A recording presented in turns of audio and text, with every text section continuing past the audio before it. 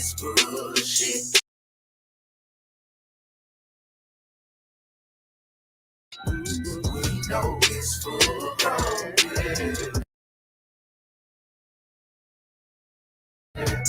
It's do or die for you and I.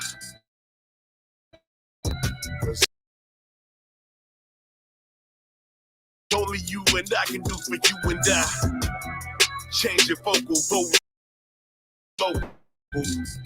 It's deeper than just words. It's a soul food. What's so great about a place that wants to separate?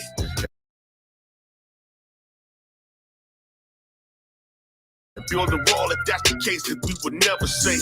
I wonder.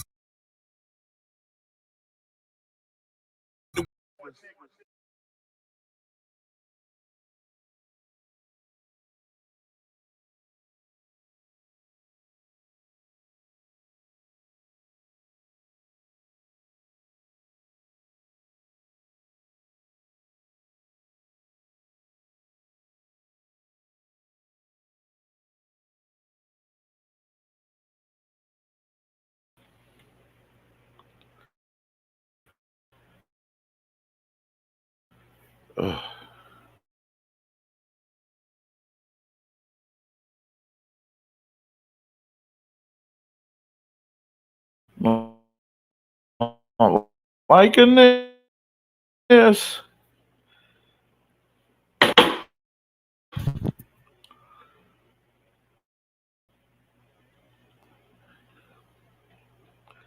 Fucking live. Come on. Hey, what's up? What's up? This your guy Ray Hanma. Can you hear me? Can you hear me? Yes.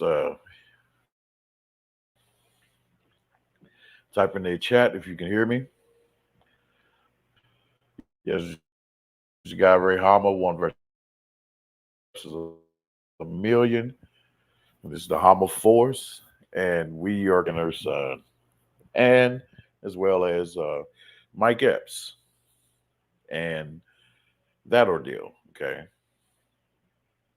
Now with him between the feud between him and because yeah, to me it's uh, but yeah. So apparently him and Shannon Sharpe made up. But before we get into that, we'll go into what caused it all. So if you can bear with me, I'm gonna have some music playing.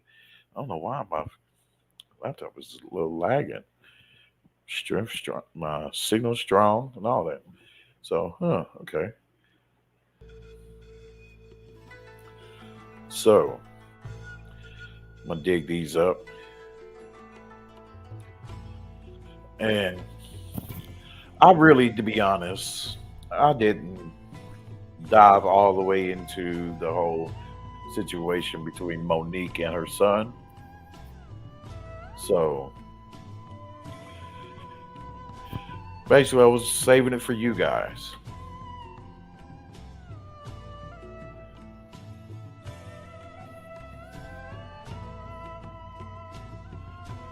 So I don't know why I just want to lag now.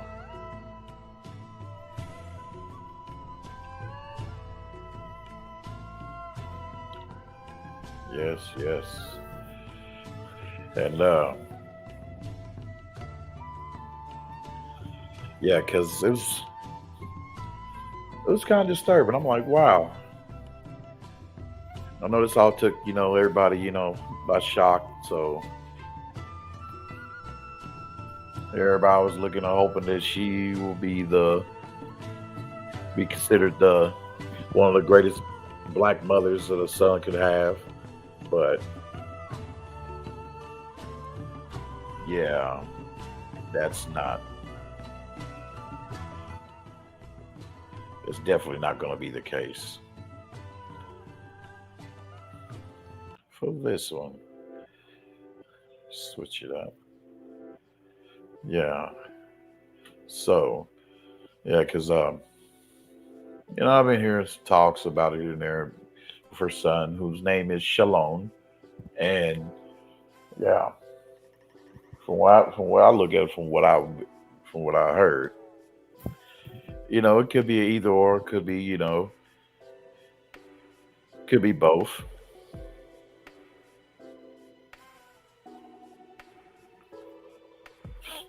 And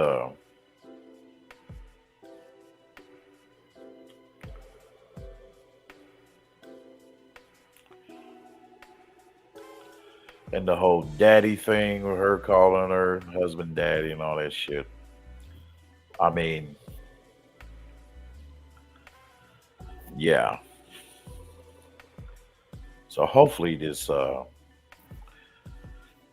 video and everything will play well. But I kind of care, but then again, I don't. You know, what I mean, if my wife was to call me daddy and shit, I'll kind of feel a little weird about it. You know what I mean? But like, hey, is there another name you can give me? Shit. Hell, you be using king shit. Let's just stick to that. Hell, king shit. Yes, you're a king. That's just fine. I don't care for the whole daddy shit. uh, yeah. Let me see. Where's my stuff at? There we go. There we go. We're gonna dive into this. So I'm hoping it shouldn't be long.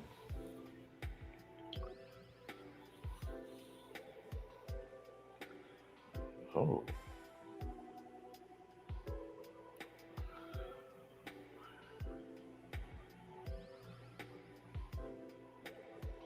okay. Well, let me take that off. And okay. And also, don't forget to hit the Cash App and PayPal. Links are in the description. And I just may open up the panel. Okay. Found it, y'all. Bear with me. Just a little lag situation.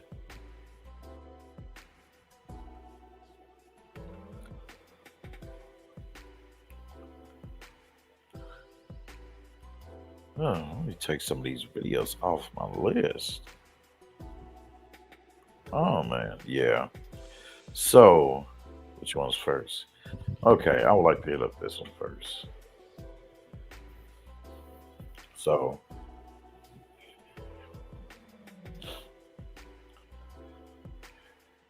because I'm gonna tell you now, before I dive into this,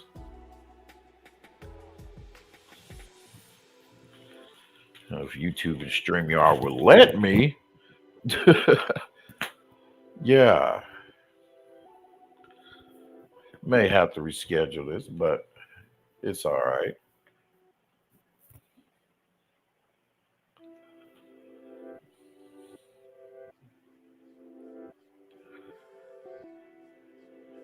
It's all right. Let me see. We were gonna try it out. We're gonna try it out.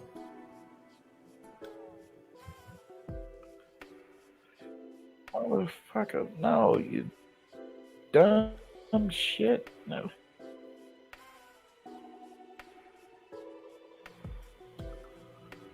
Oh, that is not what I selected, man. Damn, what's going on, YouTube? Okay, there we go.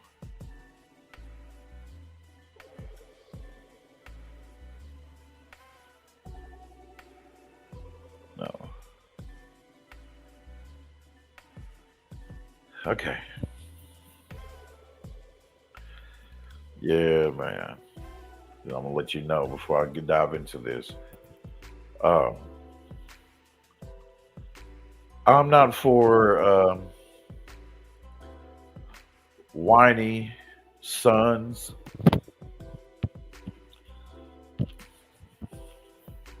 You know, crying about the hug that their mama didn't give them. I don't have time for that shit. There's certain cases where we got man up, but also I am strongly again and not for shitty mothers. For as we have seen over the course of what, 5 years, 5 years alone, there be many of cases of women who are super vile towards their children.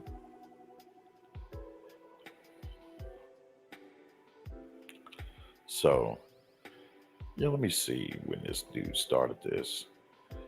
And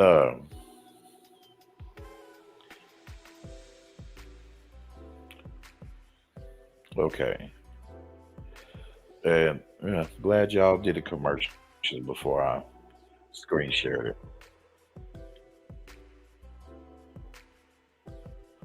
Oh, but y'all don't interrupt the ads, do you? YouTube, y'all let them play smooth, huh? But it's okay.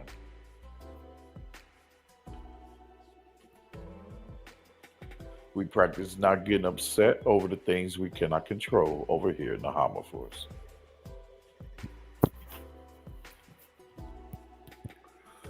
So, yeah, because I can stand shitty mothers that sets their kids off on the wrong path, the boys and the girls.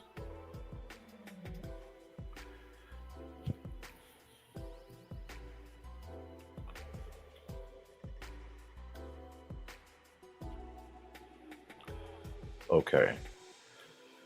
All right. Now, hopefully, got locked in. Shout out to this gentleman here, this MREC TV. Shout out to him, and I'm going to give it a fair use. And shout out to all you guys for coming through. I see Brother GP came through. Shout out to him. All right. And now, what I'm going to do is kill the music and share this. But in the meantime, I'm going to have myself on mute while I share this. So, all right, let's go. Let me know if y'all can hear and see and all that good stuff.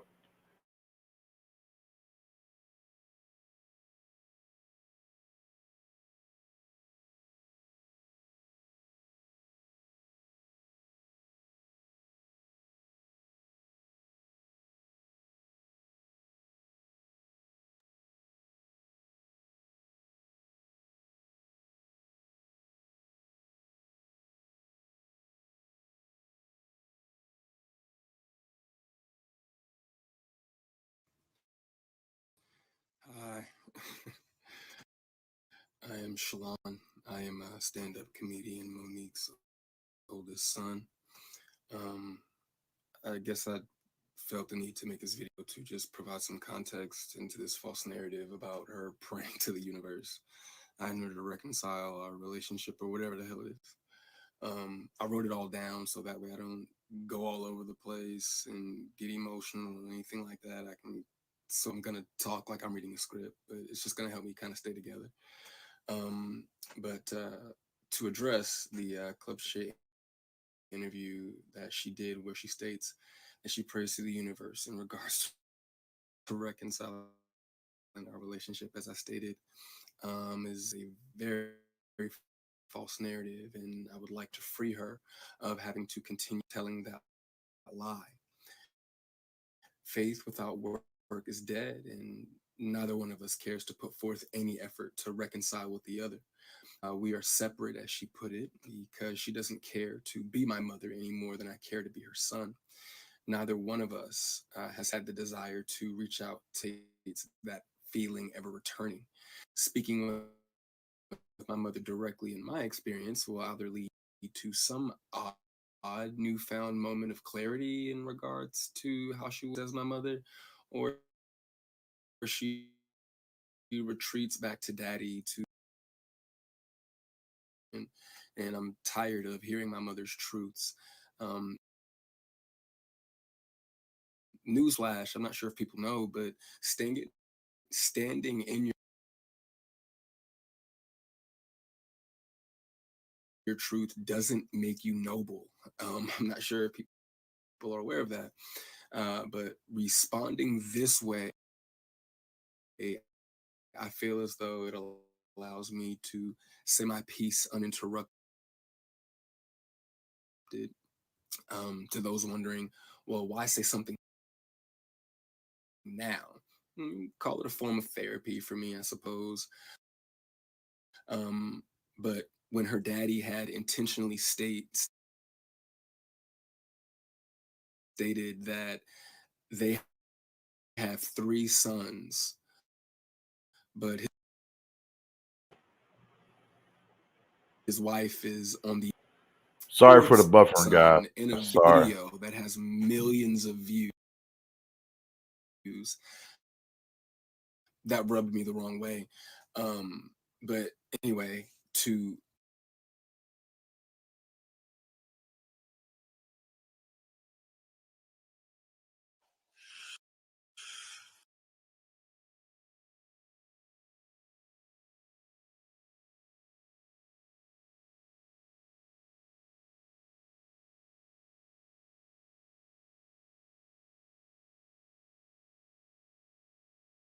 inform a child that you are not interested in being a mother at a time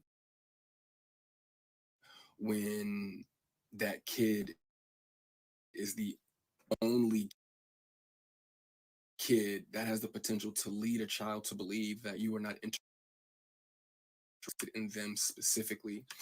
But to take it a step further, you also admit, my mother had also admitted to me that she didn't do the best job that she could do, um, which would also make one begin to question, all of your past decisions and prior emotional interactions. But to be completely honest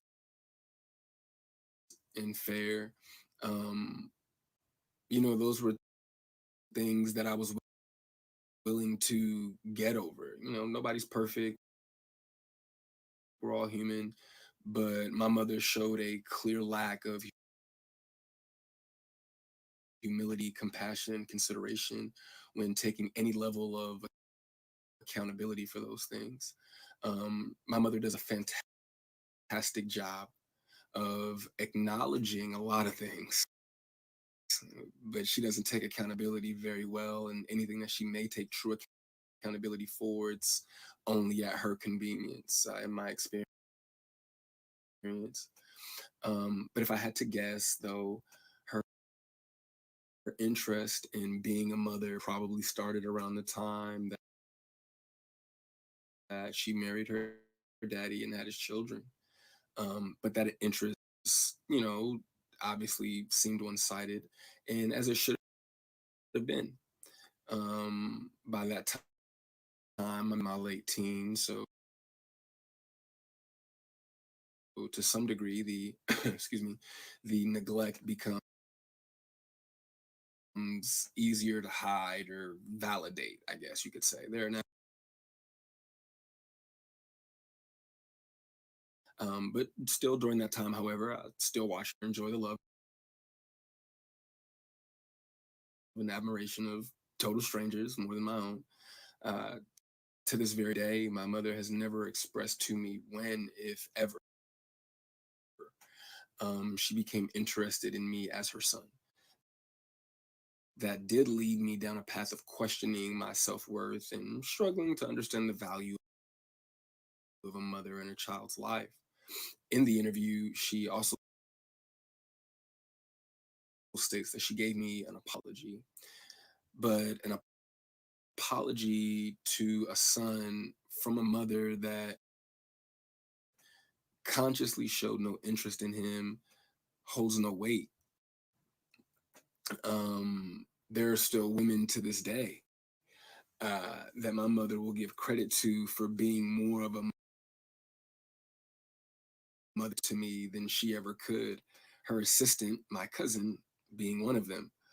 Um, every time, though, that my mother would state that she was right here whenever I was ready, That ideology still blows my mind today, that a person could openly admit to being an uninterested, not put my best foot forward type of parent, and be so self-centered that they still express to the kid,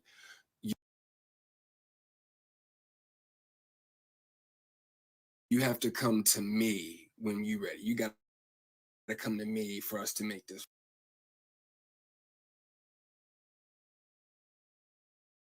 right. Okay. But I'm not sure what my mother could possibly think that she has shown me in the past or have for me now that's not money, goodness gracious, that would make me want to come to her, or whatever those feelings are supposed to be. Um, a mother is supposed to be the first woman that a boy falls in love with. I loved my mother very much, but my mother loved things more than she loved me, and she would validate her love for me by giving me things, and would proceed to call me ungrateful or inconsiderate if said things not have the desired effect. I couldn't imagine what it's like to be her, though, to ask God for what you want, and then He gives you what you need, though, only for you to ignore it and have the audacity to ask God for something else. And I'm glad I don't. I'm glad I didn't do that. Um, and when you told you no, you went to the universe instead. Um, by no means, though, do I want to give off any type of an impression that I am a victim of anything. It's not the case. As you can see, I'm smiling from ear to ear. I'm alive. I'm happy. I'm a dad. I'm healthy, I think. I drink a lot of water. I'm getting over a cold now. I still have my days just like everybody else. And, there were a few things that she did teach me along the way. I did learn how not to love from my mother. I also learned to make sure that I never lose so much of who I am that I have to validate it through another person.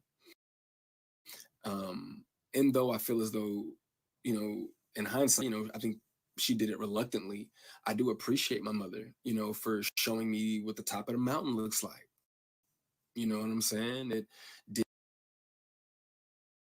did give me perspective on what hard work and dedication can get you, but I don't want something like that at the cost of giving up something that I created.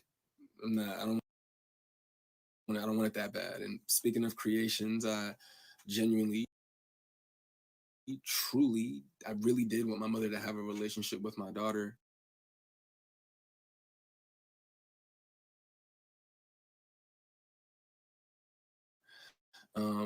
I even fought through those intrusive thoughts that were, if she wasn't interested in you,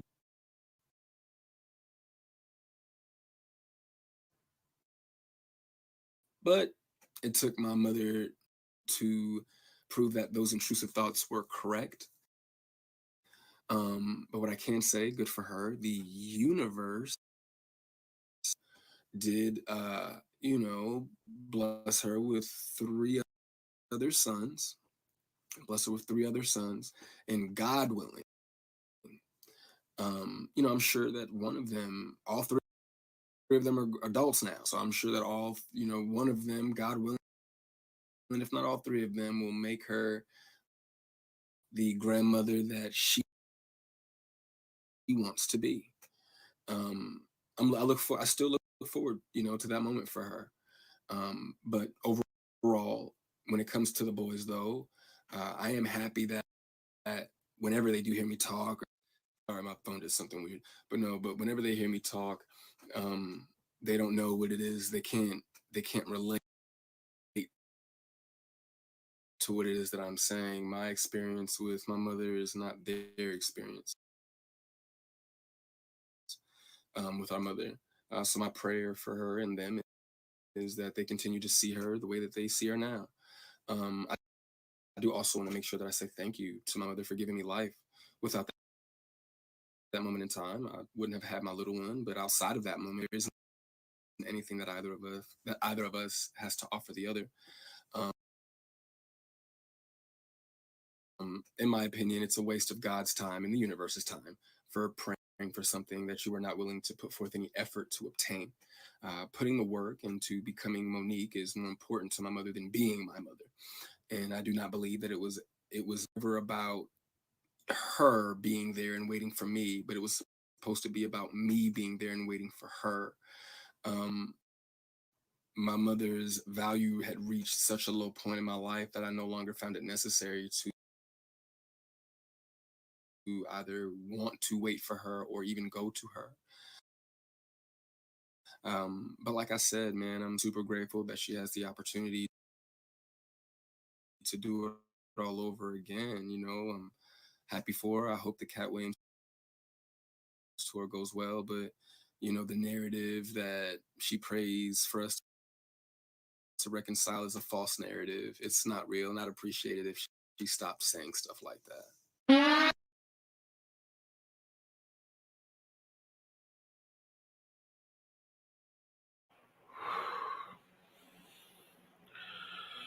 Woo! Let's go. Bro, I feel you. Hey, woo. Hey, my dude. So yes, okay. Let's go. Woo. All right.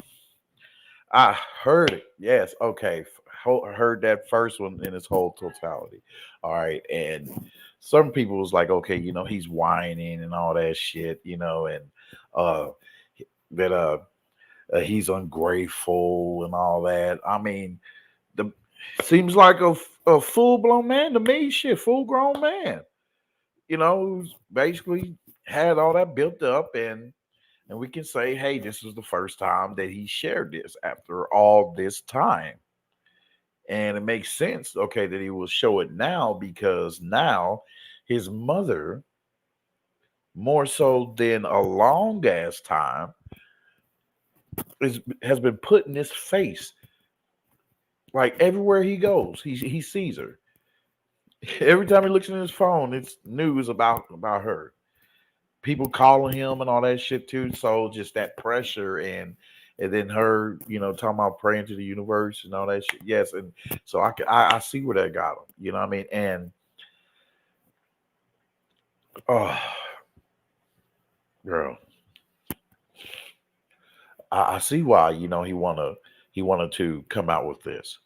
To let it all air out and let it be known that hey, that she's not that great of a mother slash woman, what I mean, as y'all thought she was, you know.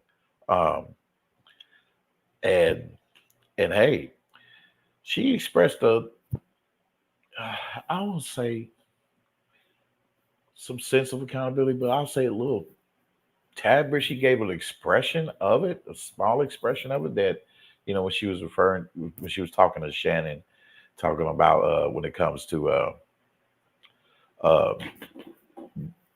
Tyler Perry and DLU and all them, talking about, hey, we did something wrong, you know, then if I did something wrong, then I'll come and, say, hey, my bad, I apologize or whatever. Uh right. He doesn't sound like he's clout chasing brother son is hot raw. He don't. I mean, he doesn't at all. You're right. What I mean? Because that's why. Oh man, I understand that energy, bro. Because man, and like, and for him to still say too, hey, he still prays the best for her, he still loves her, he still has love for her, you know what I mean? And and it was like, damn, woman, all it sounds like from what he wanted was you to be in that mother. Okay, because you can't make up for time past of when you fucked up and for when you was deranged, as I did hear that piece.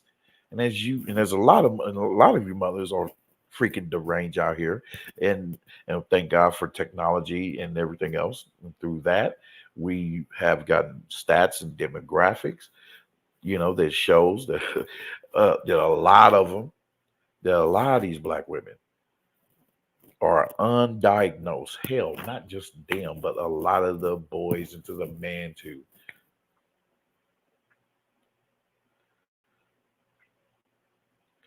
And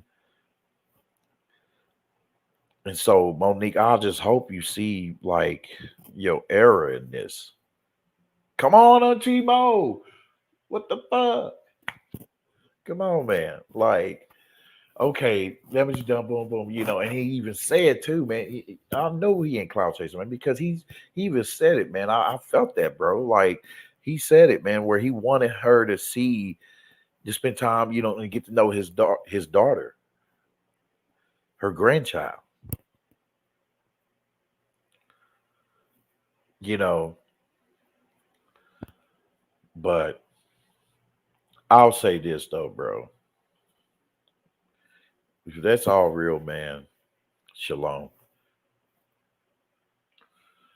I I would be cool with having my mother around my children if she done did that to me.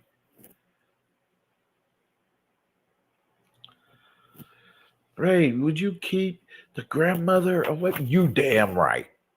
You damn right I would. Well, what'd you say, brother? What got me she said, when he's ready, he'll come to me. That's a level of arrogance. A lot of them. Yes, you right. Oh my God, you are right. Woo! I can't. Oh my God. Yes, level of arrogance. Yes, and through that, you're right. And through that, which shows validity of what he said about her struggling with her derangement and being so super narcissistic to not care about what the damage she was doing to him, um showing that she's not trying to take any form of accountability whatsoever, but she showed a little bit of shadow, I would say, but still like talking about, oh, you know I'm sorry I haven't been as good of a mother to you, and um, and this person, whatever, was a better mother. I mean, stop all that bullshit. It sounds like Monique is like, oh well, I that's what it was. That's how it was back then. But what? Since I can't change the past, and go back in time, just oh well, just forget it. Oh well. Um, come on, man. That should have been your time. It's your time right now to put that in overdrive. That whatever it is you have been able to conjure up, that motherly instinct, that motherly nature, that nurturing and all that good shit. Right? I need you to put that in overdrive, like last week. All right, like yeah, you need to put that in overdrive like now to show him, hey, those efforts and all that. So he doesn't sound like some of the kids that was been whining and complaining about bullshit. Hence, like Ti son, like what happened with Ti son, man. Come on, man. Now that little ungrateful high yellow bastard. Yes, he deserves some. What the hell your ungrateful ass say? Sit your ass down, boy. Now, yeah, he deserved that. Now, not with Shalom. Not with Shalom, brother, man. Man, you just don't know, bro. My mother and in some ways it's gynocratic too. But see, that's where we thank God of blessing us to make it this far. Because with such deranged mothers as we have seen over the course of what my whole span of time of me being in the space, what going on 7 years now. Yeah, with all the content and all that shit that's out there. Ooh, yeah, the reveals, man, of how so far gone these women are here today. Like so much so to where they're, as we all know, they're deleting children by tossing them over the bridges and deleting them over an SD card and all that shit. So we can thank God, dear brother, that hey, that we are grown now, grown men now, bro, with our chest out and our head held high, no longer yearning for the affections and the love of our mothers. Or hell, through such training and meditation, you'll learn. Hopefully, you learned this. I had to. I end up learning this myself. Is to also not seek love from no one. Only look towards the greatness that's above the horizon. All the things that are greatness. And brother, I cannot stand to hear that shit from no boy, man, none of that shit. That shit grinds my gears every fucking time, man.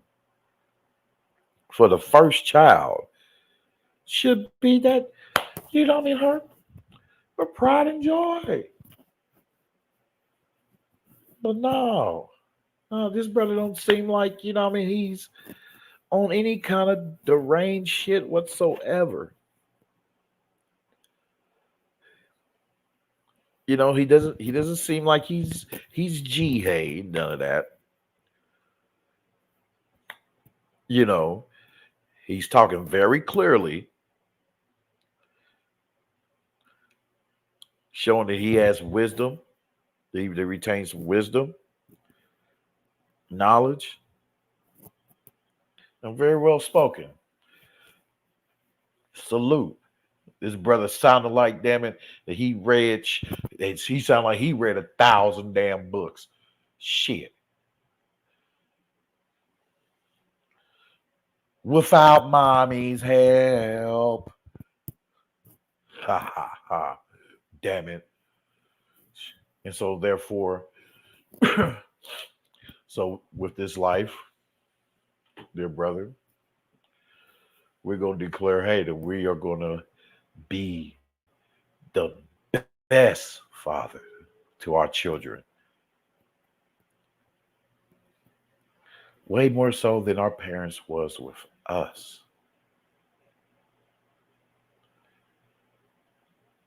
So we know that evil side now of the evil side of these of the parents. You know what I mean? How evil these parents can be. So with that, we make sure that we bestow nothing but love, strong, powerful love, wisdom and knowledge and structure for our children.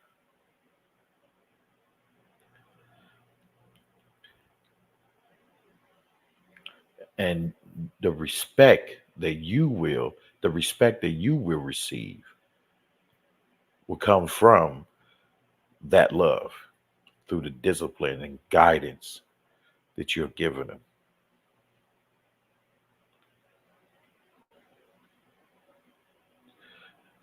And so, yeah, let's go into the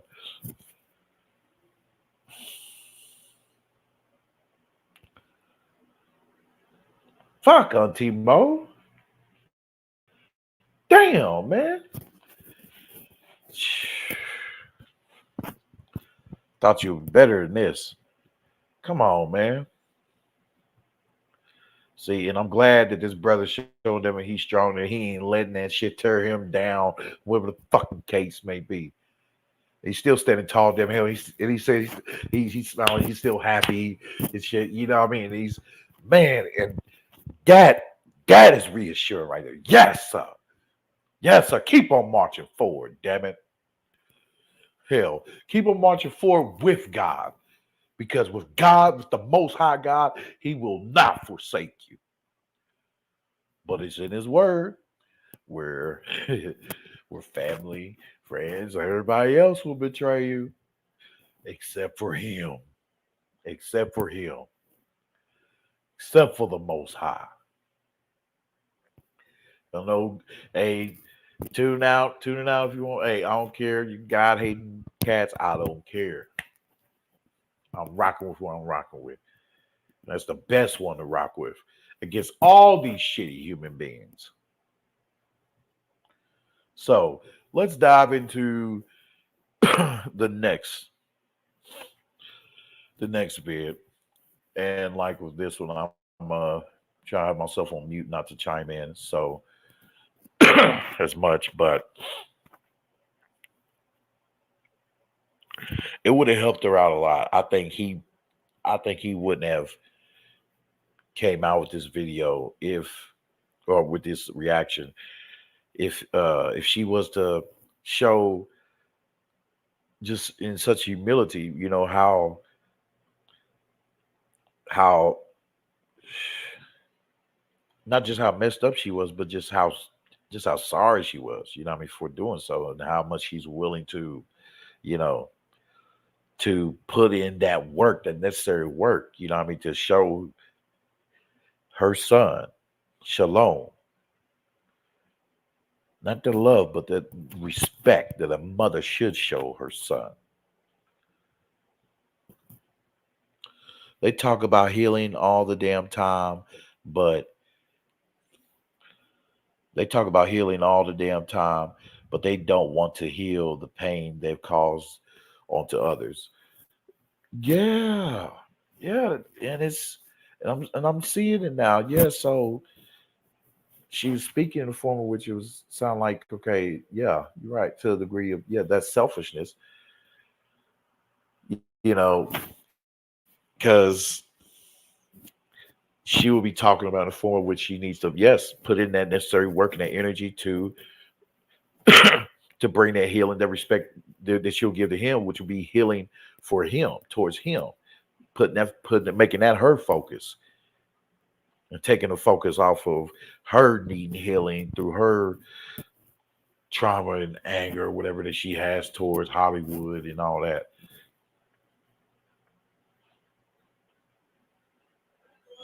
So that's what needs to get done. So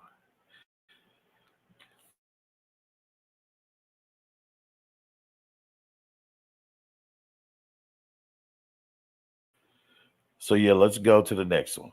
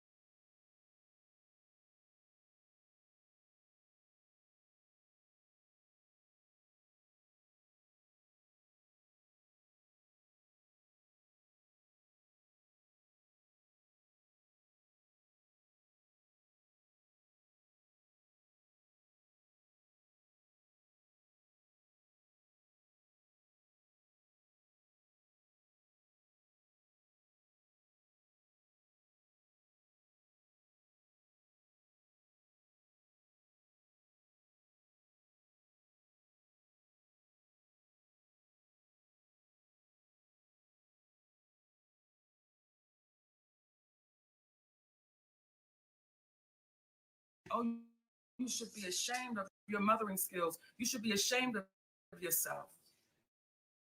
This is what I'll say. Let's let it play.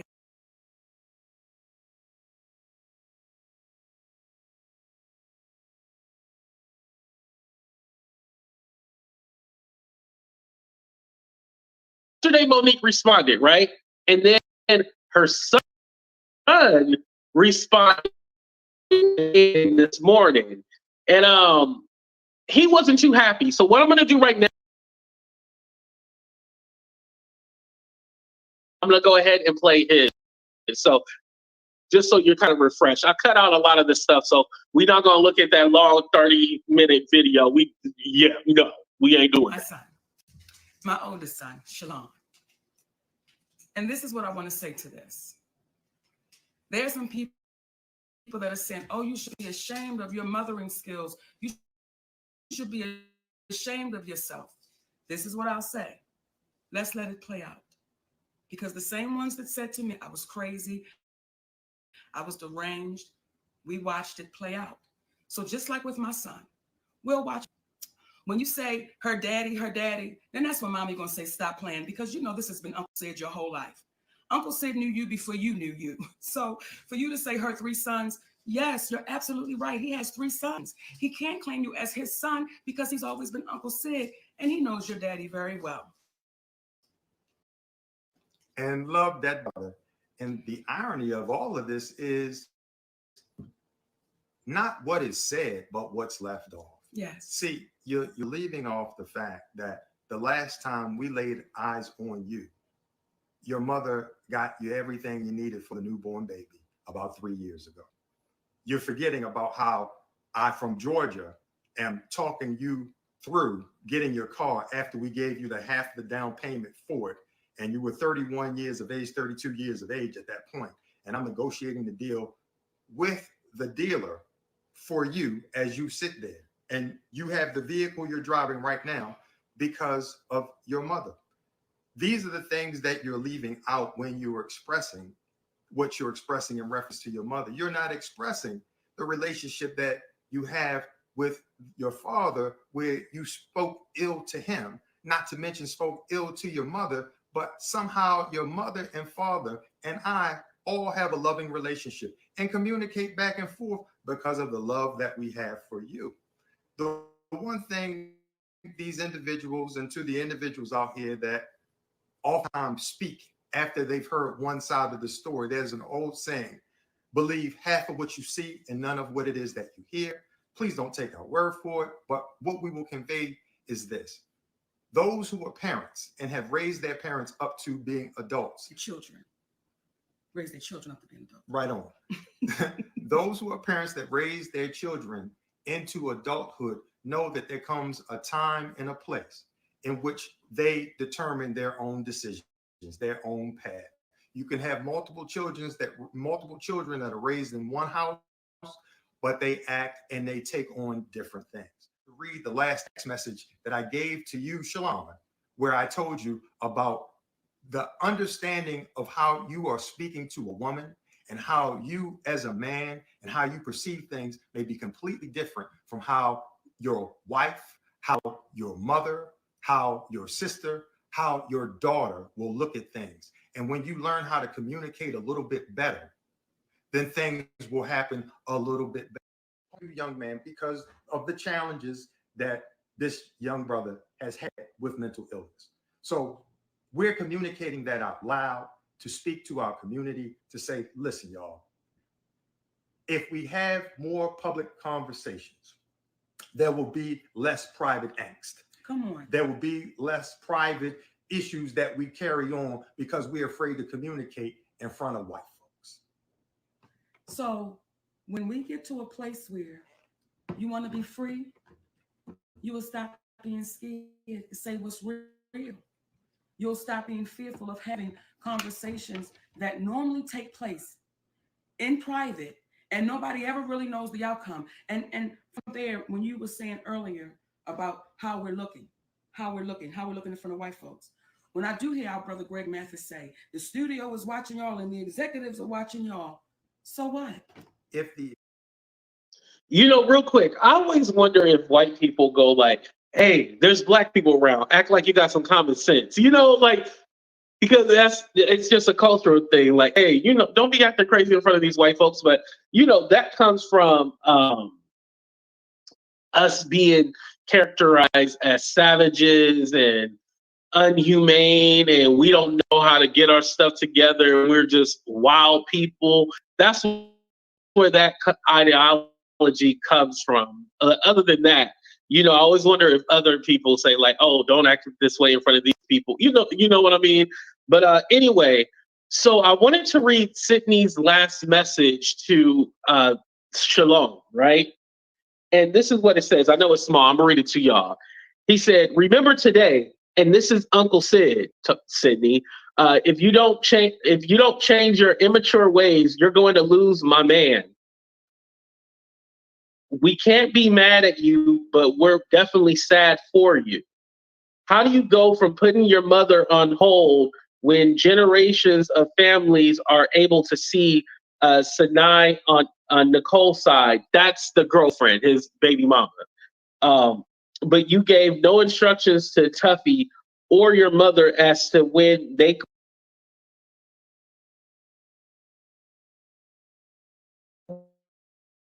What do we have?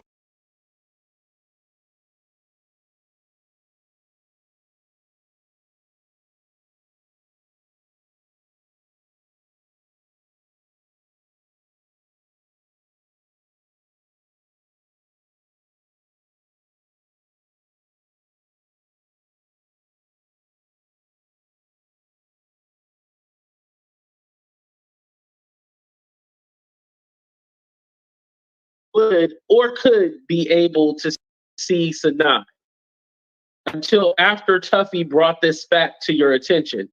Instru- Interestingly, you're a man now, but you were a little boy just days ago as you need me to walk you through getting a car. The items for the baby you wouldn't even have if your mother Tuffy and I don't know who Tuffy is. Tuffy and I didn't care enough to do that for you and Sanaa. You need to be rescued from your apartment weeks ago by Tuffy, but you cussed her out days ago. What's wrong? So this was the last message that he was talking about that he sent to him. However, this one doesn't have a date, so I'm not sure of what is going on. Now, Shalon has said himself that he was homeless. He does say like there was a time period that he was homeless, and he kind of goes into that in his response. So I don't want to give that away yet. However, I think one of the major issues is that Sydney also wants to be involved in the situation. Now, I necessarily don't care about the business affairs. He is Monique's manager, but this seems personal because, like Sydney said, you always refer to me as uncle. You knew me as uncle. So, with that being said, yeah, you are just the uncle, and now you stepped into this role of being the stepdad, right? And so the roles are kind of confusing now. So what Sydney is doing is getting involved in their stuff. No, you can't get involved in that. That's just like if I have an issue with my dad, my stepmom might give her opinion. However, she knows that me and my dad needs to work this out, not you, me, and her, unless it was something where I was mad at the both of them. But why are you getting involved? Like, don't send me any messages coming from you when you shouldn't be involved in this. This is obviously deep. This goes back to when he was a little kid. This was before you guys got together, you know? This is when Monique was still big. Like, this is big Monique that all this bad stuff happened, you know? So he's talking to his childhood and speaking to just things that he's seen. Yeah, Sydney, you might have been the uncle, but you don't know what he actually went through or experienced because Monique was married 2 other times. So you really don't know. You just know secondhand. But you can't say that you were there and you're the expert and you know everything. That's crazy, you know?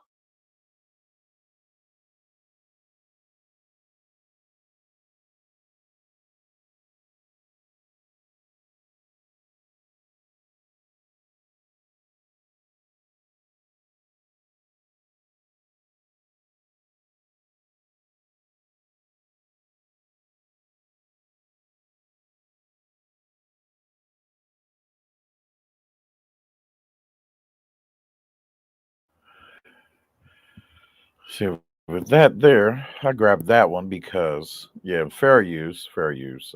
Shout that out. But yeah, thought that was the well, he did say it wasn't going to be the whole thing, but man, he clipped it out because I was wanting to hear a little bit more from her, but from what I got out of that, yeah, man, okay, yeah, no, no, sis, I say this for you for y'all to say together in one voice that your son, his mental illness, no shit, damn it, hell, he had a mental illness. It seemed like damn hell he's healing pretty fine from it. But seeing you and with this Shannon Sharpe interview and the things you said triggered the past trauma that he endured. He was left to face the world, basically, you might as well say alone.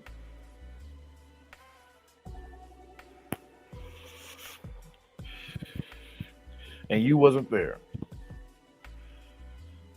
Now, you said, in his teens, you bought him his first car or whatever, but I hear all that shit, right? But what does that have to do with the trauma that you inflicted upon him? And now it's like, and I've seen mothers do this shit.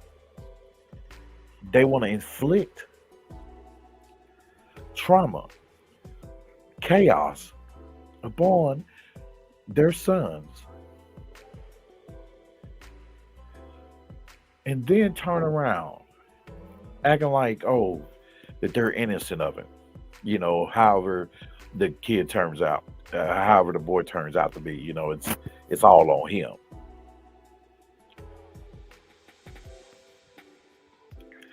Totally avoiding accountability for what you done did.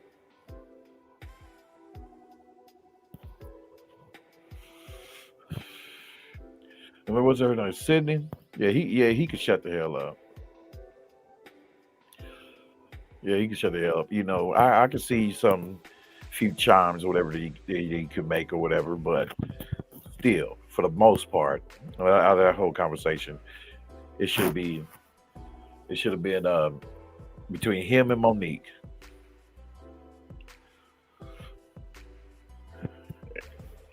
And so, like I said, like, what have you been doing now? Like, especially over this whole course of time of when you've been going through this shit with Hollywood.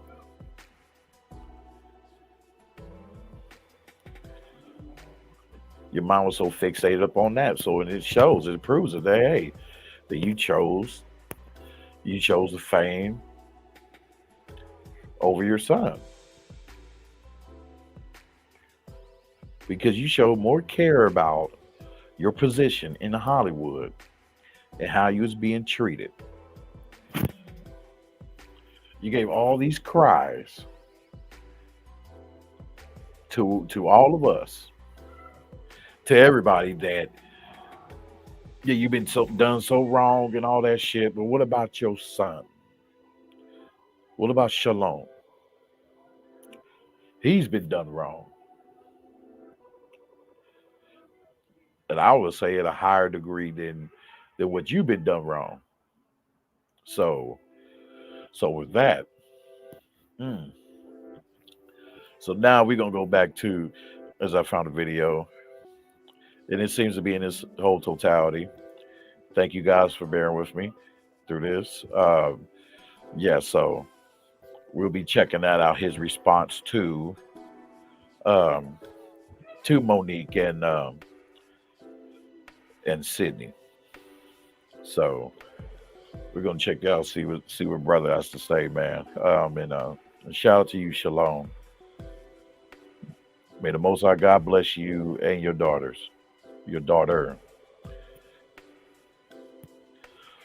And may he bless you, bless you with many more children, brother.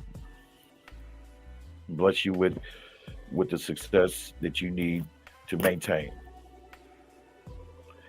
But yeah, man. So Monique, yeah, yeah, you in the dumpster with me, sis, on that one. So really, like because of now that it's been revealed of the wrong you have done to your son,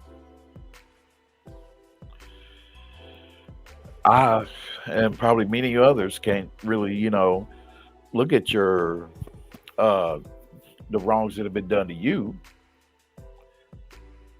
because right now it's F you. The focus is on your son, sis.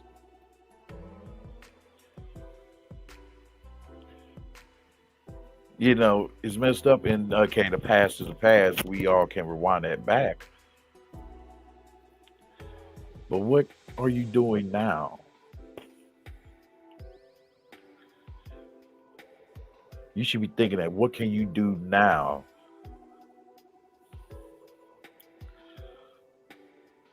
Won't change the past, of course,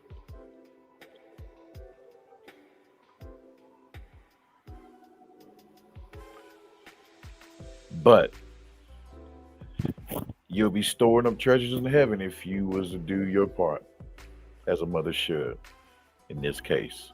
And showing remorse, showing high accountability, and not be afraid of it.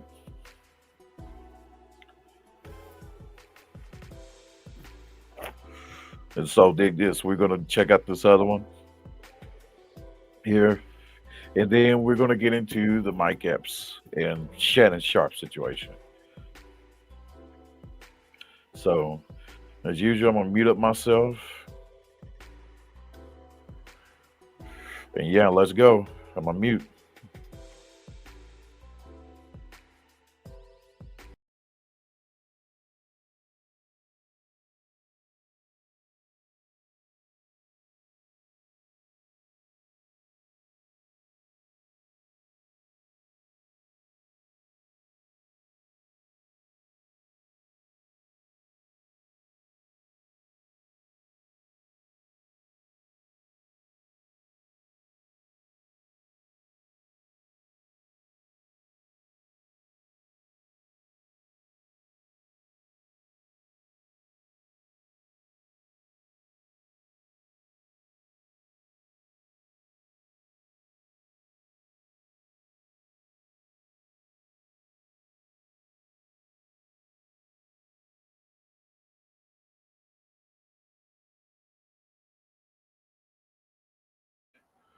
All right, got it, grabbed it, about to share. Here we go.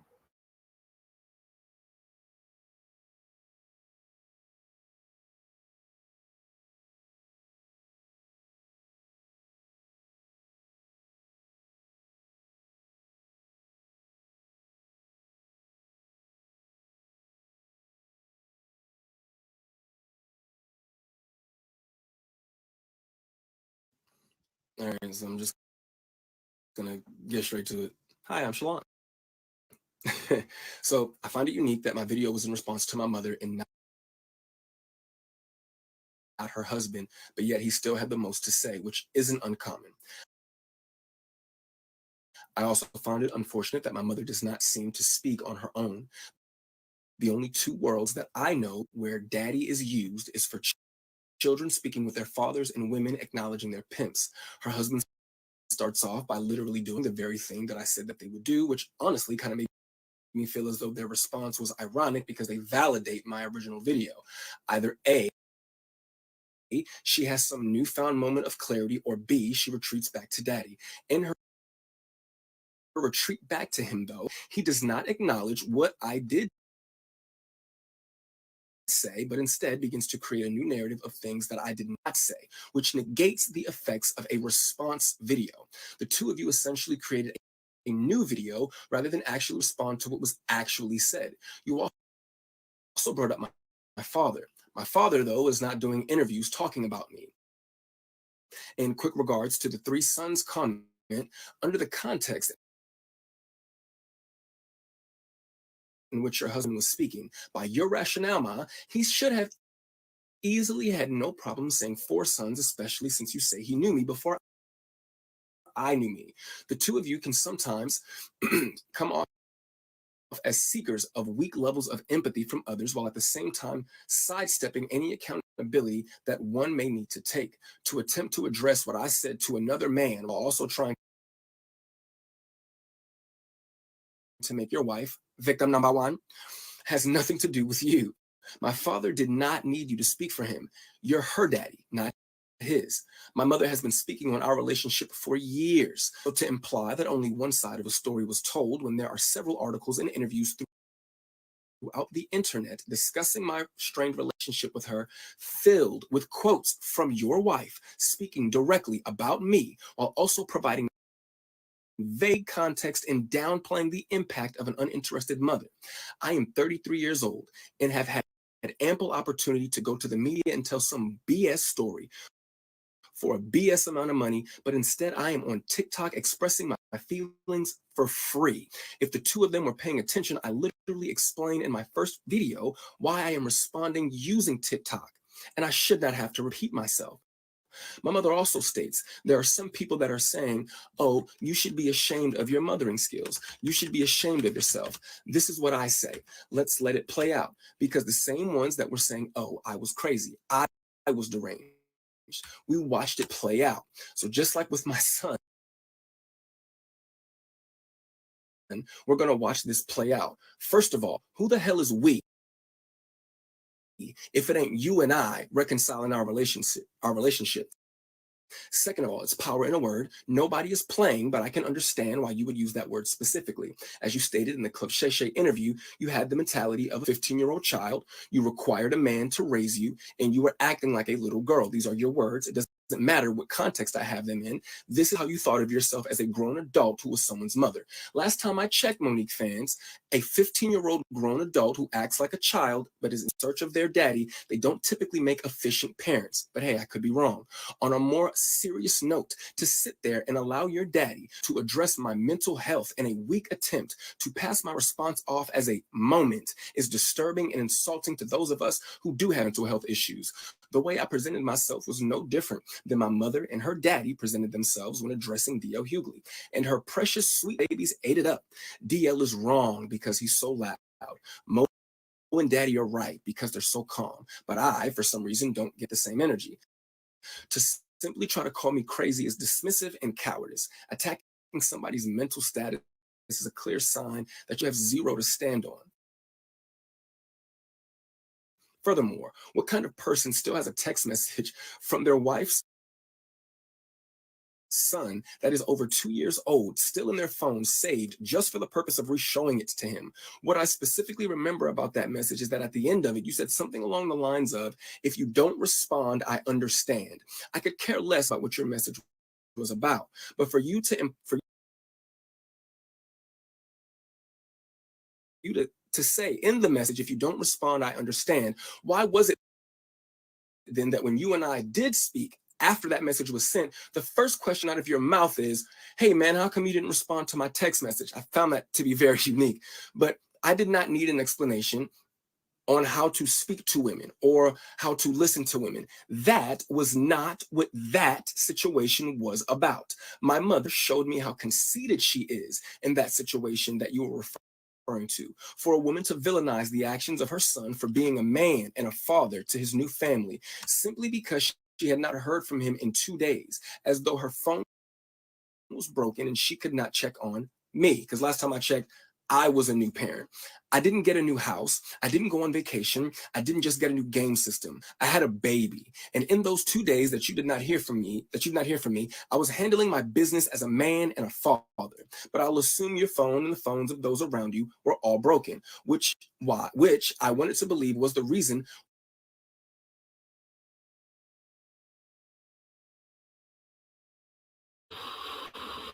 Woo! Whoa, whoa, yes. That's what I'm talking about, brother. Yes, sirs. Yes, and they was downplaying it. They was downplaying your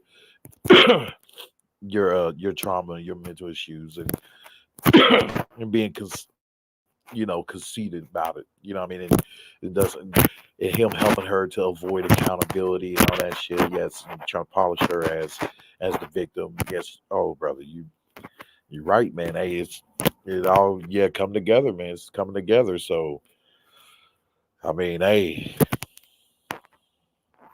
it's man, dude, and that's what they do. That's a lot of mothers do. Mothers, especially around Monique's age.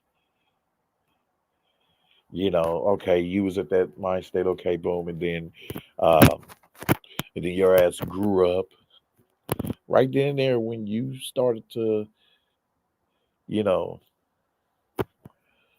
see the errors of your ways. You should immediately ran back to your son, embraced him. But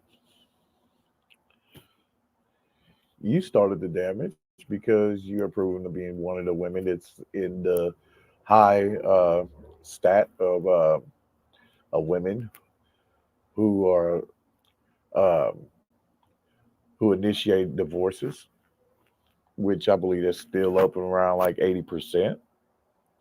So, so basically, you're the one that needs to come super apologetic, humble. Like I said, in overdrive, because you was the start. You started the course for that boy to be sent off to nothing but utter destruction. By what, y'all? What they typically do? What starts that shit? Is because why? With them being the 80%, in that 80% of women, that of the 80% of women that initiate divorce, what do they do? They destroy the families. They break up the families. So you broke up the family by choosing to not deal with or be or stick out with the man who you had Shalon.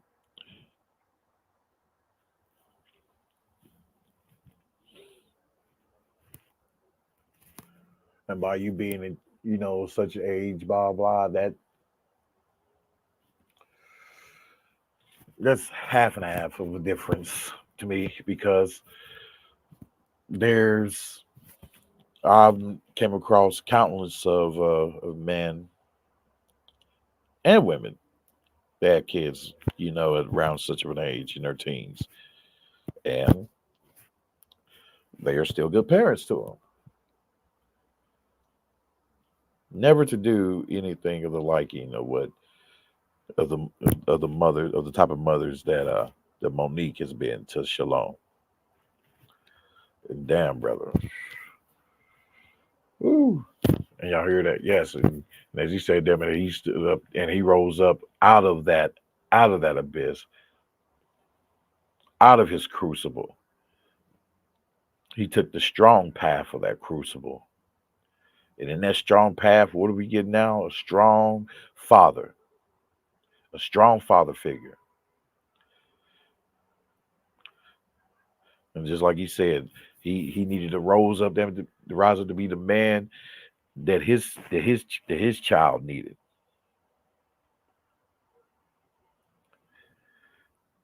And he chose not to allow the trauma that you, Monique, inflicted upon him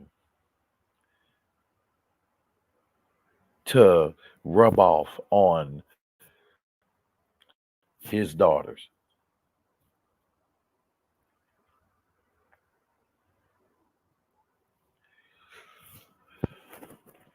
Starting to show where it's been shown where us men that we are the we are the strong ones. We are the stronger ones when it comes to being able to take and to triumph over trauma.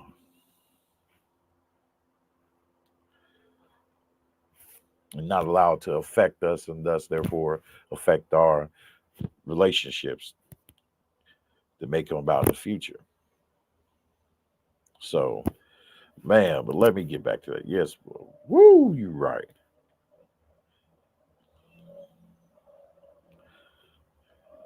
And also, please don't forget to hit the Cash App and PayPal links in the description.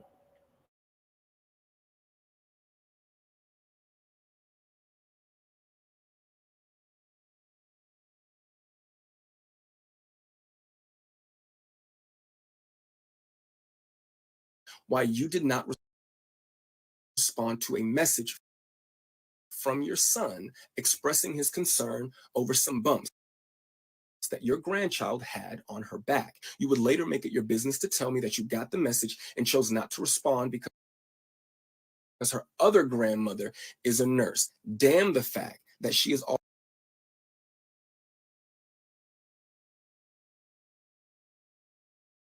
also your blood. And shout out to Nana. My baby girl loves her some Nana. The statement about money and then stating, don't let nobody introduce me to you, is not a competent statement to make because it wasn't a complete sentence, nor did the two things correlate with each other. And when did you have the time to introduce yourself to a son that you weren't interested in and didn't do the best job you could do? I'm starting to think that you're not hearing yourself. To address money, you gave me $10,000 for a down payment on a car. Yes, thank you again. Thank you. My girlfriend and I were already prepared to put our money together and get a car. You and your husband called us one day and stated that y'all were going to give us $5,000 for a down payment.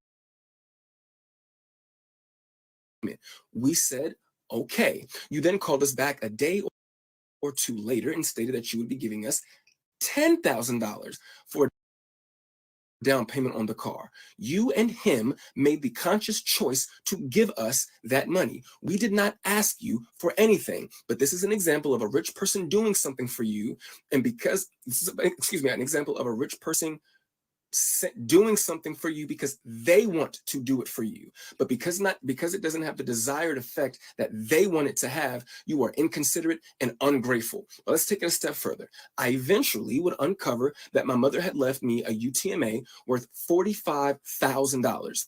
You never brought that account to my attention. You claim it was because you forgot that you even set it up in the first place, which validates my original point. Who forgets that they invested $45,000 into a child that at that time is the only child?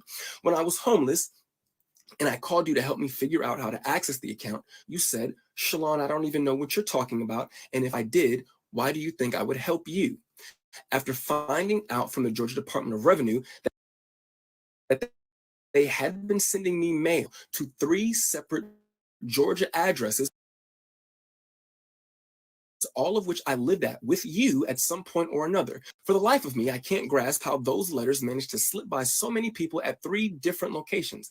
I did, however, eventually get access to the money and the brokerage account that you had set up for me with Morgan Stanley. To be fair, what you put together for me was amazing, especially had I let it sit for a year or 2, which made it bittersweet that you wouldn't have wanted to help or even educate me on how to manage what I had. My blowing through that money is all on me, and I have to take my accountability for that, and it's a lesson learned. Sydney stated that the last time that him and I spoke, I wanted to call him Dad. The actual truth is that I wanted to call him Pop. Calling you Uncle Sydney, but my mother calls you Daddy, and the boys call you Daddy. It was getting a little awkward. And yes, for a very short time, I did feel that way about you, but the more things change, the more they stay the same. Oh, Black Jesus.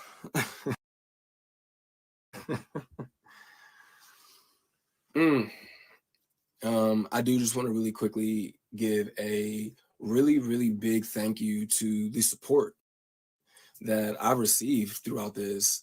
I didn't think that that was something that was going to happen.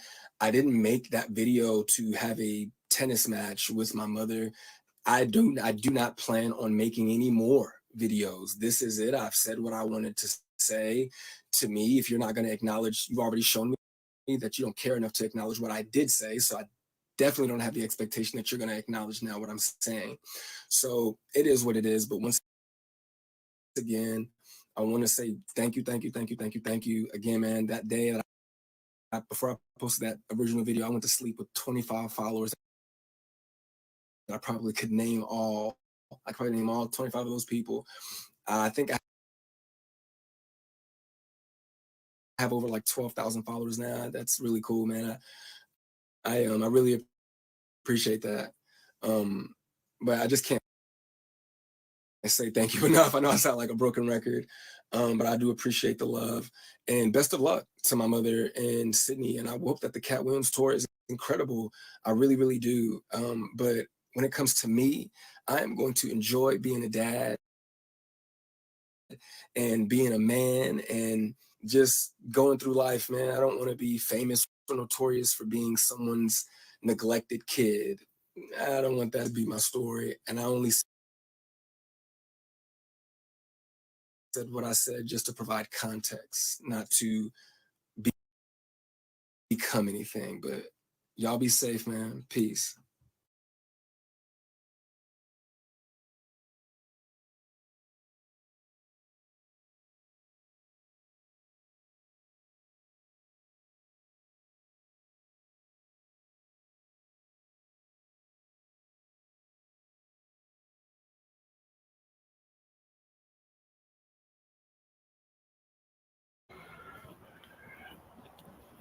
Now, damn, Monique. Now that was fucked up. Yeah, that's really fucked up. I mean, and he's shown accountability for his shit. You know what I mean? Real talk. Hey, that he admitted, hey, he blew the money, you know what I mean, that you set it up for him and all that good shit or whatever. But it still seemed like to me that, you wasn't really interested in him, like he said, you know what I mean? And so therefore, boom, you just tossed money to him and was like, hey, here you go, and good luck kind of situation. Just because, let this be known, woman, just because you had three other kids, why the fuck this damn thing? Just because you had three kids, three other kids, or those Sydney's kids, or she may produce them with him, or those are his kids from another marriage. I don't know either one. Still, and then you want to turn and think you're gonna play good mother. You're still a shitty mother. You are still a shitty mother because hey, and what he said was real, and I love that, man. I love it. I love the end of that, man. Of that video where he said, "Hey, he's going to continue to be the man. Hey, the God set him for him to be, and hey, continue and just enjoy being a father." Yes, and what I mean, and he ended it too, like with no like you ain't sense no large amount of hatred or anger in him or resentment and or as if like he's still dwelling in that trauma like you don't see that. No, it's just basically just as it will for anybody that has been through such situation to come forth and talk about. It's going to be a little triggering, so but he he just came out, just cleared the air on that, you know what I mean, just so people will get the understanding, okay, of what Monique really is when it comes to her her integrity and low level of her motherhood, and the fact that she was a shitty mother to her son. And the tour and stuff still gonna go on. Now, what I'm curious about, right, is okay. um, and I know many of y'all may be looking forward to is for this to be brought up during the tour that they go on. So this year we're going with Cat Williams. I'm curious about that now. Definitely curious. So we're also going to check out Mike Epps. But man, shout out to you, brother Shalon. God bless you and yours, brother. You and your daughter, and that may continue to guide you, man, and give you guidance and wisdom and strength. And so, and with that, boom, as he chose that path, the strong man path to come, that he chose to come out of that crucible. Now, hey, he has he has deep knowledge now of how wicked, especially in him in his 30s. Yeah, I know. Yeah, I would assume that he would know of a lot of the effery that goes on with these women and their wicked ways. So yeah, so now he knows that in hell what kind of women to avoid. So yeah, but shout out to you, brother. Shout out to you, Shalom. And I may try to follow him, check him out on Instagram or something. Oh yeah, and I will. Sometime later, I will be putting my Rumble into the description as well, so I can start building up followers in that. So they expand the reach of the Homo Force. Thank you dearly, and thank you all for coming through. Like, share, subscribe, and yeah, let's get to it. And don't forget to hit the Cash App and PayPal. All right, now, what are we? Okay, we're gonna go to yeah, where is that?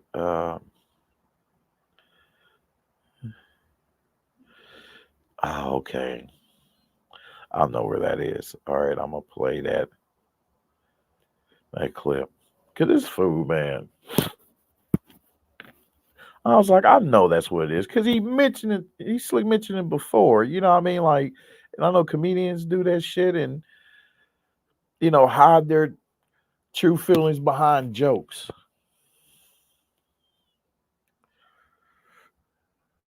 So yeah.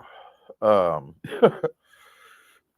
when he hit it, it was like, damn, can't call my damn shit, man. That was actually you laughing, but you actually was serious as hell crying over here. Like, yeah, that your ass needs some attention. And I ruled out, and it was true that that's all what this was. And so, if you all remember the clip from his latest stand up when he talked about Shannon Sharpe and talking about, hey, what man's name Shay Shay and all that shit, you know what I mean? And he's telling you what he's, you know what I mean? Call him G Hay and yeah. So, but I'll say yeah, he he kind of did roasted Ocho too. Shit, he was like, yeah, y'all check it out. Man, I'm about to look at it right now. So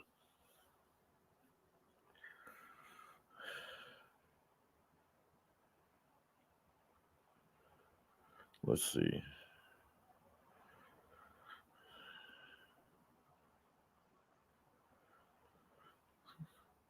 Dude, what the hell you spitting? Let me see. This will screen share. All right, let me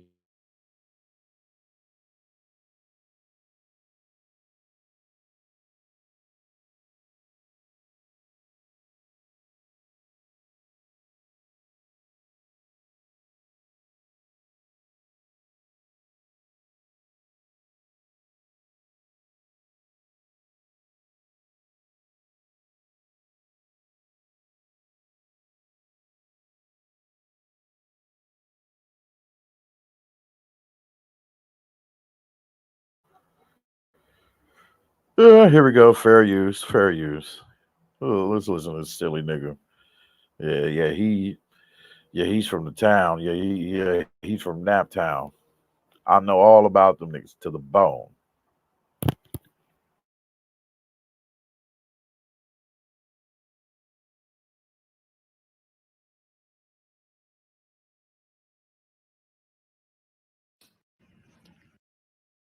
I don't be doing no fighting lately. I don't do no fighting. So, it's only one other option. If you don't fight, you do blank, blank, blank, blank, blank, blank. And Ocho, you shut up and go get some eyebrows. You looking like a whole milk dud sitting there agitating. We watched the white boy kick your ass on TV. So you shut up. And Shay said, hey, you did look like Medea sitting there. You was looking zesty. I'm not saying you gay, but you was looking zesty. You look like Big Frida sitting there. You need to take them tight ass shirts off with the muscles. And that's it.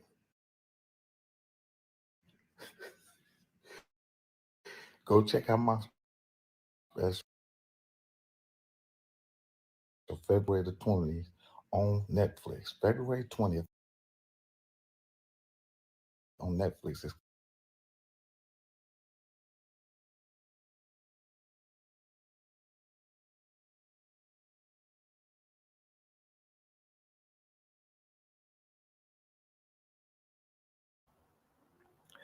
Oh, like, see it. Oh man, that was like half of it. But yeah, oh man, I gotta try to find the other one. Let me see if I can find that son of a bitch. Oh man, yeah, let's put on some music till then. Oh shit. Oh man, yeah, I gotta find this shit. Y'all got me fucked up. Thought this was the whole damn thing. Mm-mm.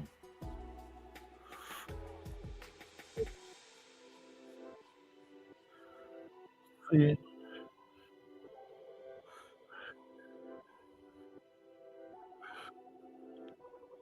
yeah,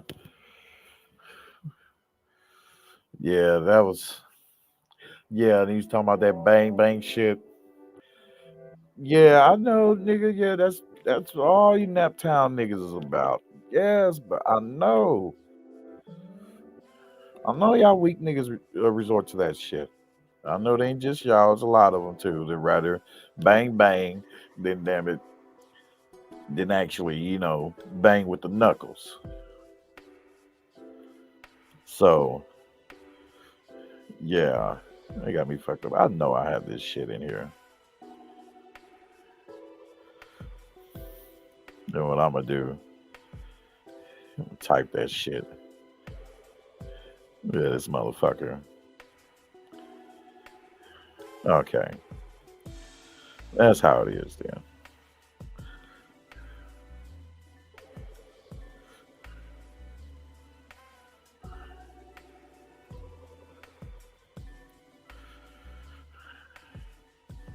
Okay, that maybe that would take me there. Yeah, man. I'm like, dude. Let me tell you about them Naptown dudes. They are grimy as hell. A lot of them. Now, I have my joys there. Don't get me wrong, but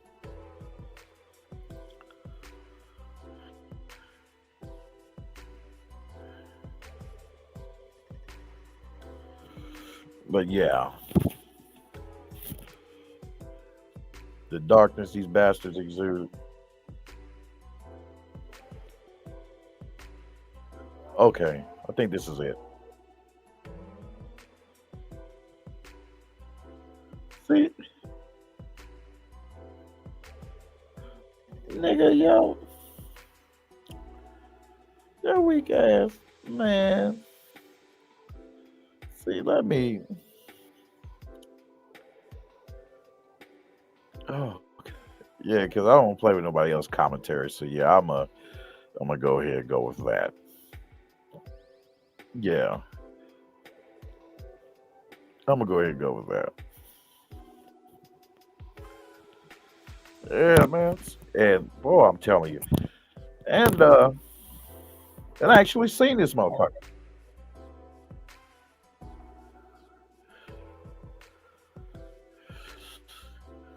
Yeah. Damn, I wish I could have a way to.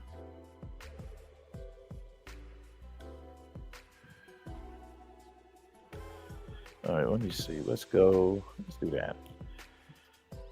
I'll start from right here. Yeah, because I'm gonna finish saying what I'm gonna say. Yep, and there he's with that one dude. Look, cause I hang out with a gay person. I'm like, no. Look, you couldn't hang out with a straight man, nigga. Like, no. I gotta say that now. That's suspect hell. Now, if you didn't catch me chilling, hang out with no G hairy person like that. I mean, just because shit, they yeah. um, it's there's nothing of interest. Shit, I'm on full man warrior mode. Shit, and yeah, they ain't none of it. So let me hit this real quick.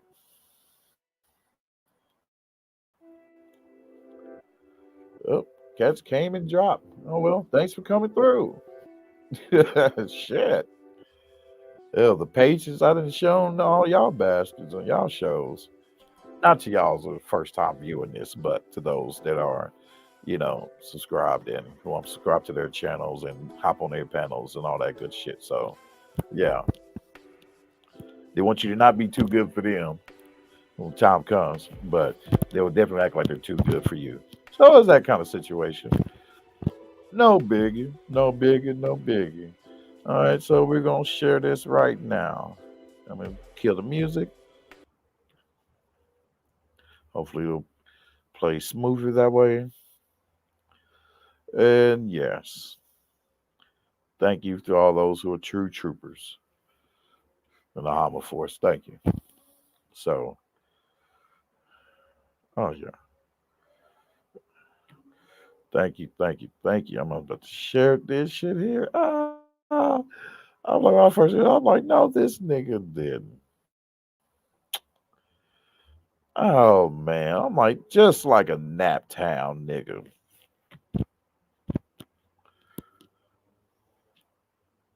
Just like a Naptown nigga.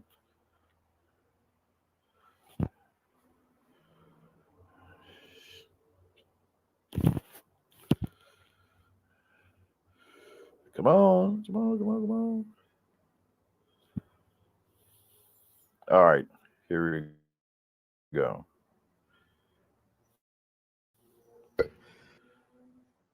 I know this grown man is not mad at me. I'm not gonna lie. I did DM you to get on the show, but I You DM'd you to motherfucker. get on the show because you brought my name up when you were sitting there with Cat. And you did look like Medea sitting there. You, I know this grown man. Oh, see. That shit there, man. I'm like, oh hell no. Let's look and see what the hell he said in this one.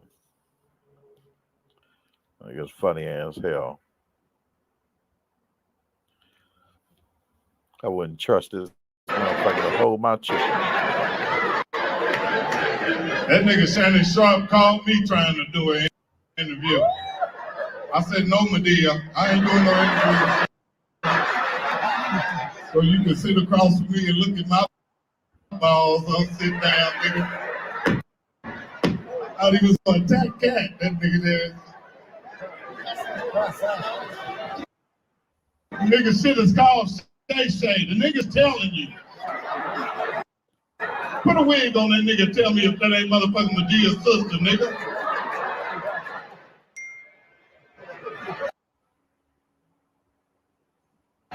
They exposing every motherfucking body.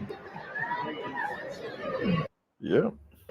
They got TD Jakes fucked up. Now that's fucked up. All that money that nigga done got from God, they done came out on him. Yeah. See, yeah, this nigga. Oh man, let's now we're gonna get into Shannon Sharpe's response. Oh shit. But man, let me tell you this nigga, man. This nigga, man, Mike Epps, dude, right. I was bouncing at this club, doing security at this club called Sweet 38 in uh in Indianapolis, right? Sweet 38. And they probably changed the name by now or whatever. But this is a club in particular, one of them, of the few that I know of all the clubs there that I've been to and done security at, where they had it's the only club I know, one of the clubs I know of the few that had uh, a boxer ring in the middle of the club.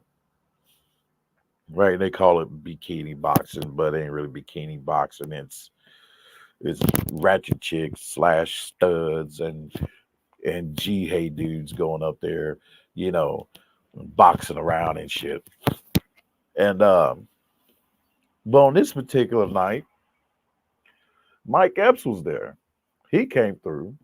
This was after 50 Cent came through because he was there. He was scheduled to be there for an event to promote a vodka drink. I forgot what they call. I think it was called Effin some shit. Yeah. So he was there with his entourage. Mike Epps showed up with his little entourage sometime later, and this motherfucker had a pack of regular swishers coming through. I'm like, oh man, and yeah, motherfucker, you know who I am, Mike. You probably remember, motherfucker, when you looked up to your right, and I was about 5 feet from you, standing above on top of the platform. Yeah. This motherfucker looked at me like shit, like, oh man, do I gotta worry about this nigga? This nigga looks kind of scary, kind of look. I'm like, nigga, come on, man, with this bullshit. He came in with these damn switchers, and that pissed me off that night because motherfucker, now the whole club got a free ticket now to damn it to smoke in the club. You piece of shit. That was my night of when I was supposed to collect a whole multitude of blunts.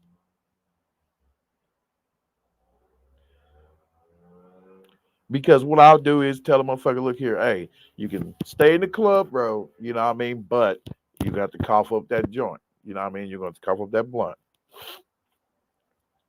You know what I mean? So, hey, and if you spark up another one again, hey, make sure you do it away from my sector. So the other motherfuckers can deal with you. And just so them they know them, hey, hey, if the motherfucker wasn't around me doing the shit, so they won't question me, hey, why didn't you check them and shit? Okay. And I'll do this anymore. I don't give a damn how tall, I didn't give a damn how tall or big they was. You know what I mean? And yeah, and these kind of clubs, I'm dealing with niggas. The niggas.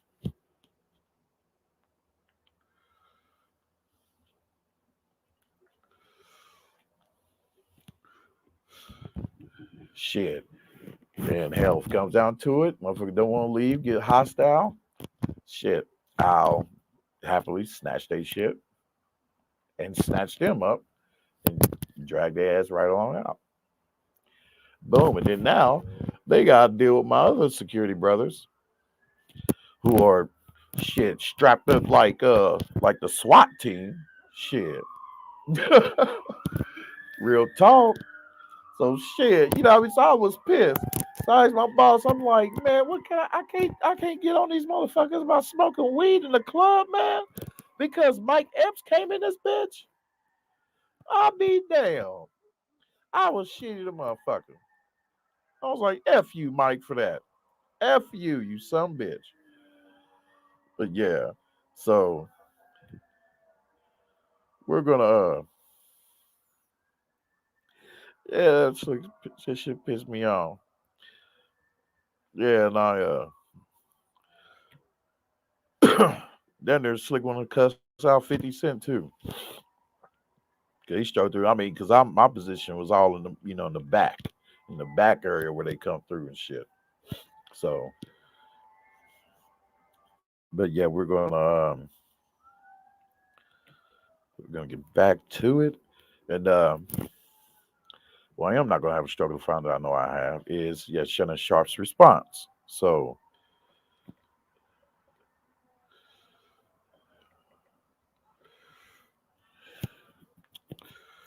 let's have a long list. I need to take out some of these boys.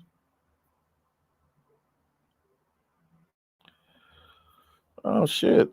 Also, Willie D know of Zoom to Thailand. Ha!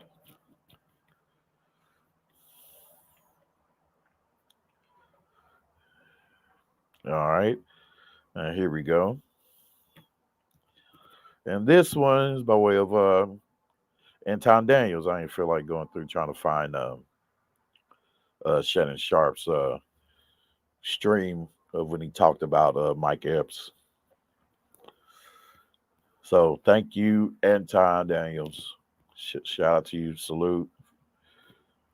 Thank you, and fair use. So get this started.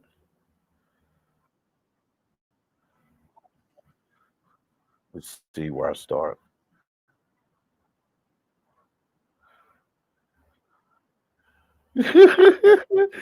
Oh shit! This nigga Ocho said I ain't letting him off the hook.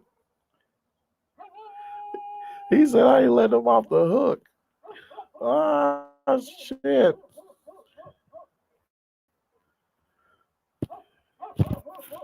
Shut the fuck up, dog. You ain't barking at nobody. I ain't got no food for you. Shit. It's your master's job. He should have done that shit before he left, motherfucker. Over there barking. Because you hungry. Shit. Remind his ass next time. Bite that motherfucker to feed you, some bitch. Shit. Okay. Let's okay, share it right now. Share the screen. Oh shit. Oh, this motherfucker. Okay, let's go. My nigga, hey.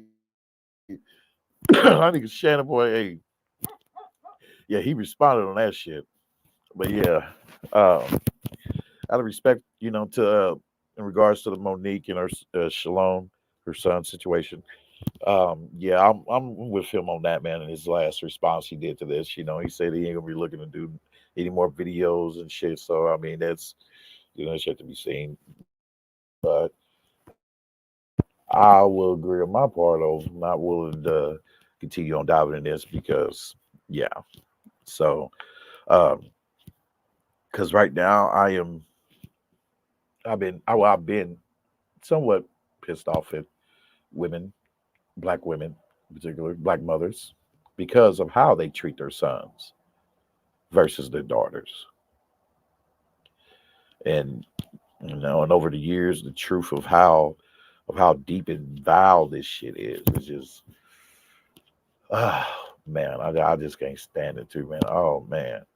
Like, especially too, man, after come on now. Like, y'all can't resonate with this man, especially too after hearing about what a lot of women have done um to their sons over just the past 2 to 3 damn years. Motherfucker, uh, a strike demon deleted her son over an SD card. And you motherfuckers think I'm gonna have a reaction to this? Hell, yeah, along the little gynocratic issues, damn it, hell, I had with my mom's shit. And hey, I checked her on that. You see, because with that, when they show that right there, when they try to inflict that shit up on us, right? No matter if we're their sons or whatever, they want to do it, but being in the guise of okay that they are innocent while they're doing it. while they're trying to inflict all this trauma upon you and shit. So, and yeah, and with that, man, yeah, I'm not gonna be covering that no more. So, I'm gonna leave that to. So, thank you all for coming through. Like, share, subscribe on your way in. Yeah, tell a friend. Also hit the Cash App, PayPal if you feel that generous. And bless you if you do. And bless you for the thought. All right, so we're gonna get into this response. And again, shout out to Anton Daniels and Fair Use.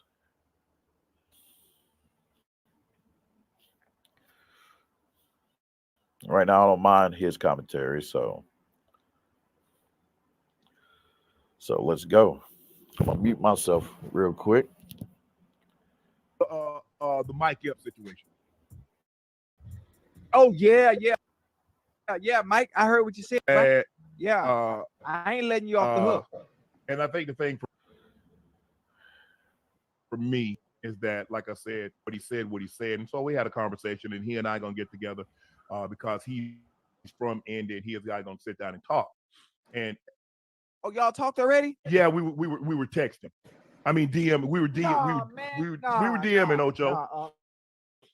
And okay, now I ain't okay. That's on y'all. But we're gonna have a conversation. I'm going to Indy because I'm coaching in the celebrity basketball game, and so we're gonna get together. And I got upset about, and he told Ori, Shannon Sharpe did not DM me to come on the show. I DM'd him. He also said, I wish Kat had said something about me. I'm jealous. Now, the pushback that I'm going to give, and when I, I'm there, Ocho, so I really never go back and watch the interview because I was there when it actually happened. Right. He said, I tried to get Kat to say something negative about him. I never tried to get Kat. I didn't try to get to say anything negative about anybody. And you know what? Let me give Shannon Sharpe his flowers, and let me give him his credit. Shannon Sharpe is, listen, even though Club Shay Shay is turning into Club Nessie, Shannon Sharpe has been one of the most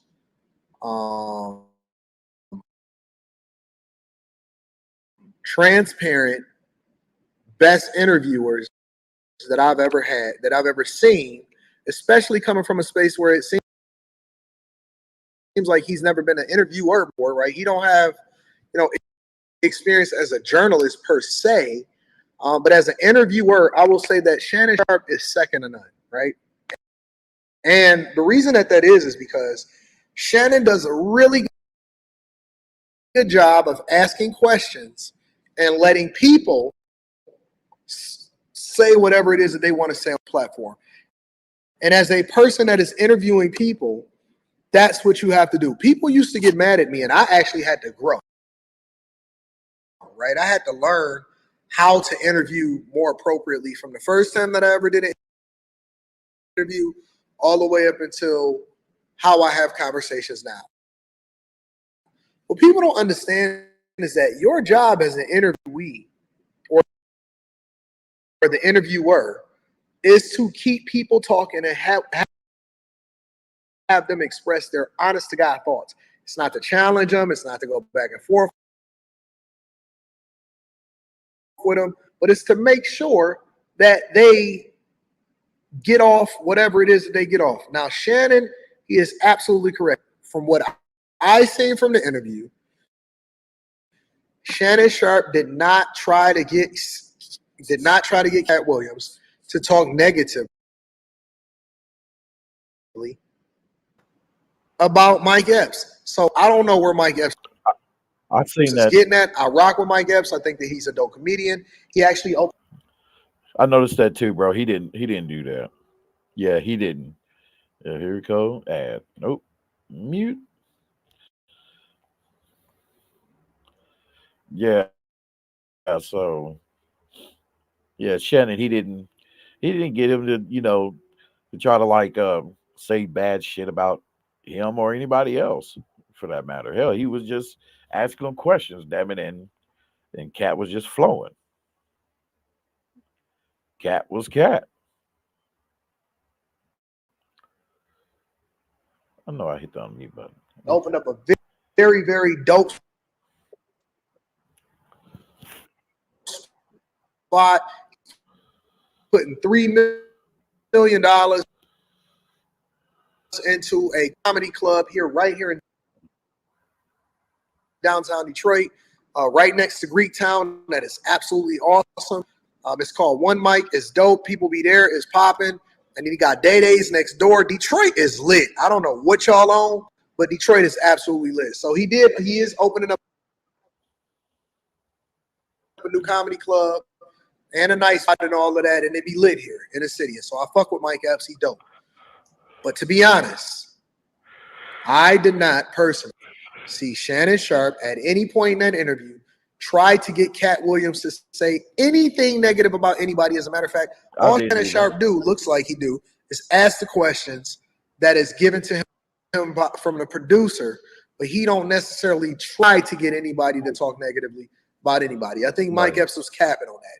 And he only did it because he was trying to save face. Let's just keep it real. The reason why a lot of the interviews take so long, Usher was only an hour, because the team that was talking says, look, he want to sit down with Unc. He loved the platform. He loves what Unc's doing for the community. He says he wants to sit down with it, but he only has an hour. No problem. Jonta, Brian, Mike, appreciate that. Usher team, thank you, bro. I really appreciate it. I know you're busy, so I appreciate that. But if you think about it, Ocho, the reason why my interviews take at least normally 2 hours is because I ask the question, I sit back.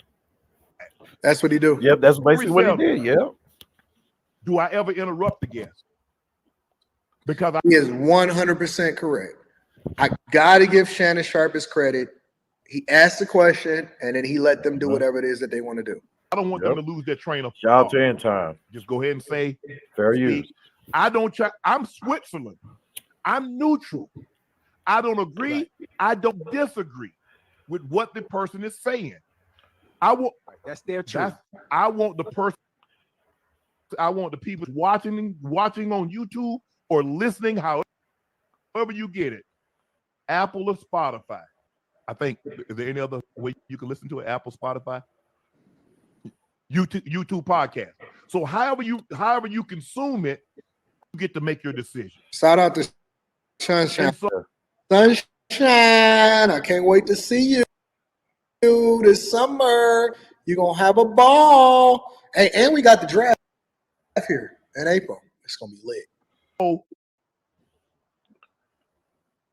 they're like, I mean, even DL. And he was like, he said something when Mike Epps said, he said, well, this is what you get for being messy. How am I messy? I ask a question.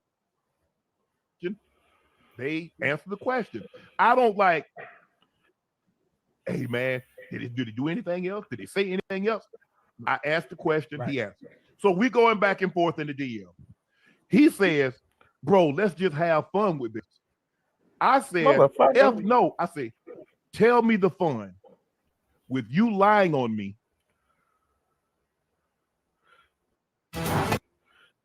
All right, you two, you bastards. You threw that in kind of quick on me. Damn it, YouTube. Shit. And yeah, shit, he's right. I mean, but brother Shannon.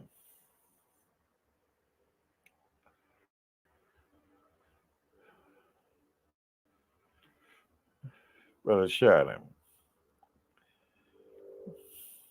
That's how Naptown niggas act. That's how a lot of them act. Come do a joke like that, talking about that Shannon called you up and shit, and you turn around and was joking and saying shit. I'm gay, I was talking saying about, I oh, cross-dress of and your I look lie, like Medea. Tell me motherfucker. where's the He fun didn't call in you that? hit him up. You hit him up, and yes, and it clearly makes sense. Yes, this motherfucker, it is you clout chasing and shit by saying bad shit or whatever negative shit about Sharpe, because damn it, he's really the hottest topic right now, the hottest podcast right now. Shit, you know, that's basically reached a level or close to it of a fucking Joe Rogan. But I'll tell you this, yeah, but that's how he is, and shit. And if you do choose to do business with him, dude, Shannon, yeah, tread lightly. Be careful. And the careful I'm talking about is, you know, it's a thin line between careful and leave that motherfucker the hell alone. So yeah, just let him be. Because yeah, that grimy nature is in him. I see that typical gleam of darkness in his eyes, like I've seen in a lot of motherfuckers' eyes that have done me wrong and shit. And shout out to Cat Williams for coining that. For me, Shannon is 100% right. It sounds like Mike Epps is clout chasing. He is. Damn right he is. It sounds like Mike Epps is clout chasing. And him saying, hey, let's just have fun with this is clout chasing. Because first of all, you lied. Second of all, you lied. Third of all, you lied. And then fourth of all, you said some crazy shit. Shannon Sharpe said that I ain't tripping off of none of that. But you can't say I said I did something when I didn't do it. That's the only thing that Shannon Sharpe said. Now, I think that it did get a little bit messy in that they saying, listen, I'm going to see you and all of that shit. I don't believe in pulling up on people and doing all of that. You can use your platform for whatever it is that you do. But I'm telling you that I don't care for that. It looks like from all optics that Mike Epps was clout chasing and he was using Shannon Sharpe in order to create more visibility. That's exactly what it is. Get it for you. You get the key. You get the laugh. But tell me the fun in it for me. What I'm starting to see, Ocho, nah. You remember Cat said it. He said, Shannon, he said, this is going to put you in a new realm. This is going to put you in a new stratosphere. He also told me when I got outside, and Jordan can attest to this, he said, they're going to come. He said, they're going to come. He said, because the people that I talked about, they have supporters. And they're going to come for you. I just want you to know. He says, I want you to be prepared. And he said, it's going to some of them going to be people that you thought you were cool. Yep. But that you thought they were cool with you, but they're cooler with the people that I said what I said about. So just be careful. Yep. What I'm starting to see is that in our community, anytime a black starts to get money, he had to have sold out the community to get it. Now, I want somebody in the chat, and I want somebody to tell me how I sold out the community. You just now seeing that, my dude? Hell, black men have been under attack. Shit.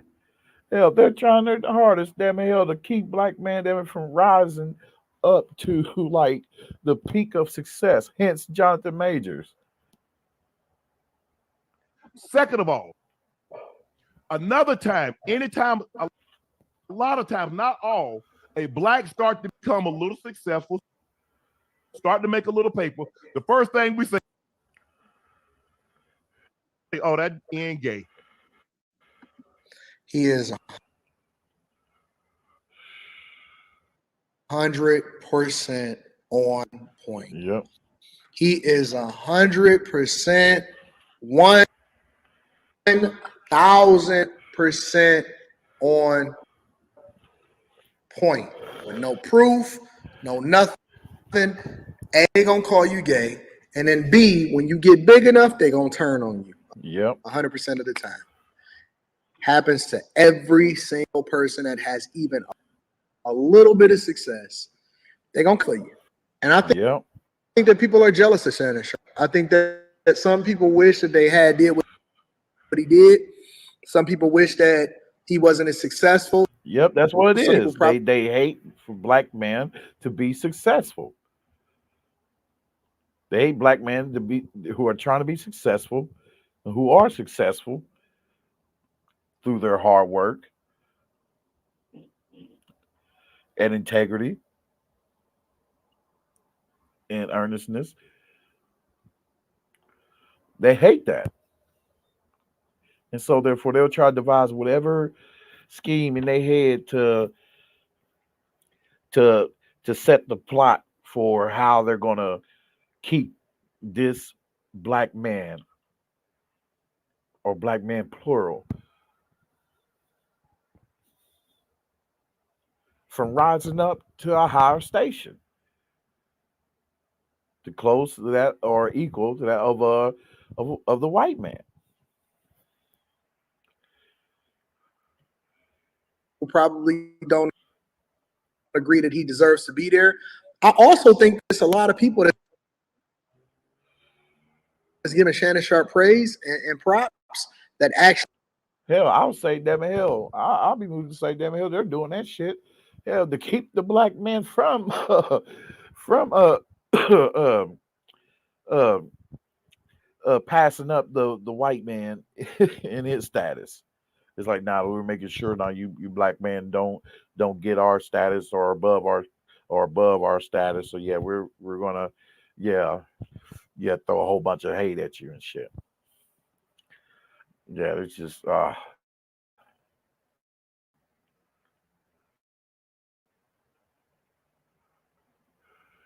is like a backhanded compliment. They really don't want him to be successful.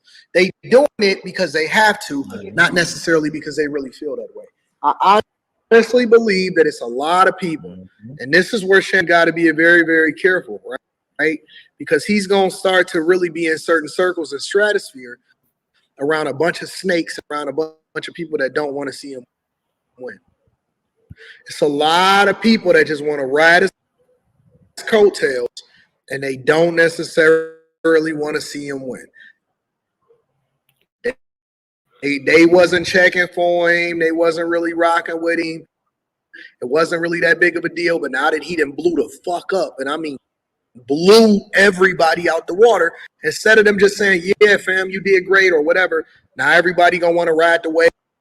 They're going to clout chase. Yeah. They're going to be shaking his hand. But salute to you, Anton, and definitely salute to Shannon Sharpe. Keep on rising up, big bro. Shit. Like I said, them those tight fitted clothes now, nigga. That shit. Woo, boy. Like, I had to throw on some shorts, boy, after seeing those damn tight ass. Shit. Oh boy, but nah, shit. But other than that, brother, man, serious salute, man, and continue on rising up, bro. And yes, and you gotta be careful too. Shit. And right now, where you at? Yeah, he blew up. All right, he blew up. Like I would say, right on the same bar as the level where Joe Rogan is now. So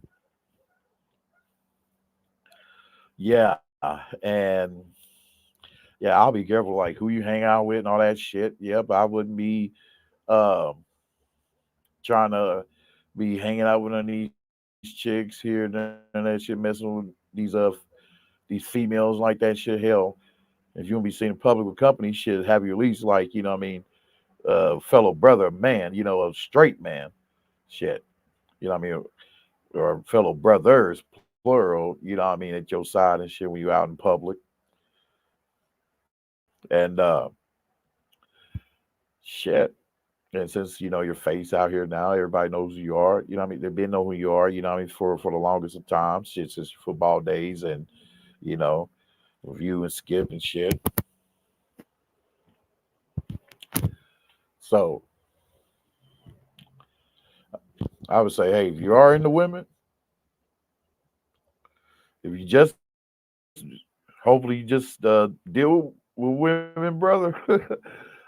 Yeah, I will advise you as he claims, yeah. And so I would say don't even mess with these females here, period. Because then you're going to wind up paying some damn extortion fee.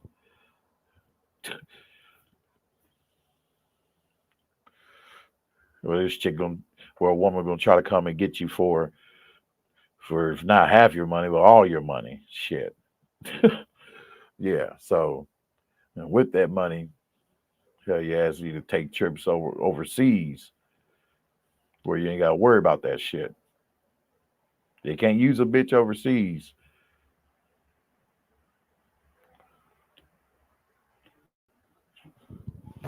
But they really gonna be talking about him behind his back. Shannon just put himself. Listen, he got too fucking popular too fast in a space that he wasn't supposed to win in. That people was betting against him in. And when they wanted the spotlight, even if they rocking with him, even if they work with him, I think that it's a lot of people that want his spot. Yep. They want to be top dog, even if they making a lot of money already, even if they are already successful. Yep. It's always going to be a competition amongst people that want your fucking spot. They can't just be happy for you. And so now the problem now is for Shannon is that people are now starting to pick sides. They're not looking at him and saying, yeah, Shannon is dope, or he got a dope platform that you need to go on. They're going to say, oh, no, you was fucking with Cat, so I don't fuck with you now. Mm-hmm.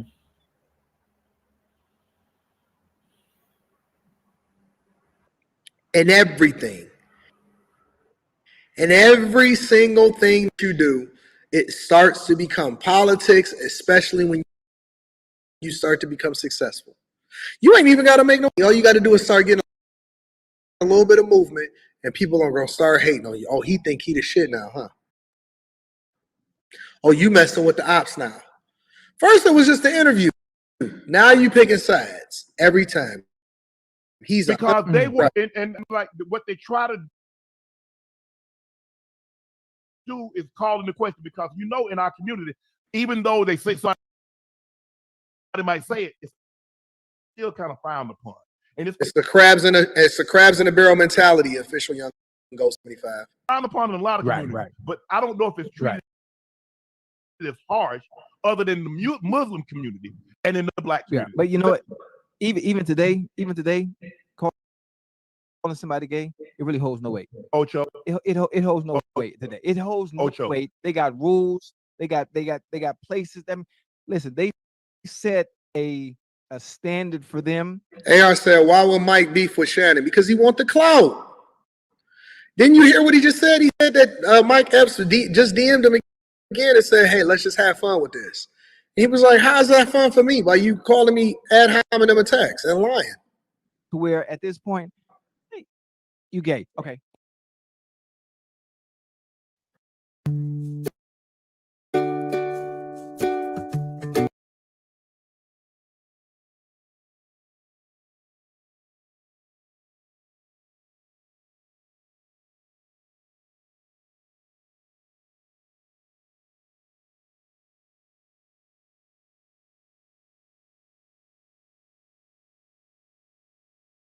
And next, but that's not even an insult. Here's the thing, Ocho.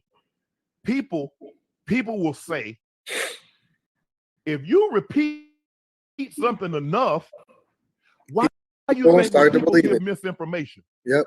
If I keep repeating, people will start to believe it's true. Because that's a fact. Every single time. People be saying shit all the time.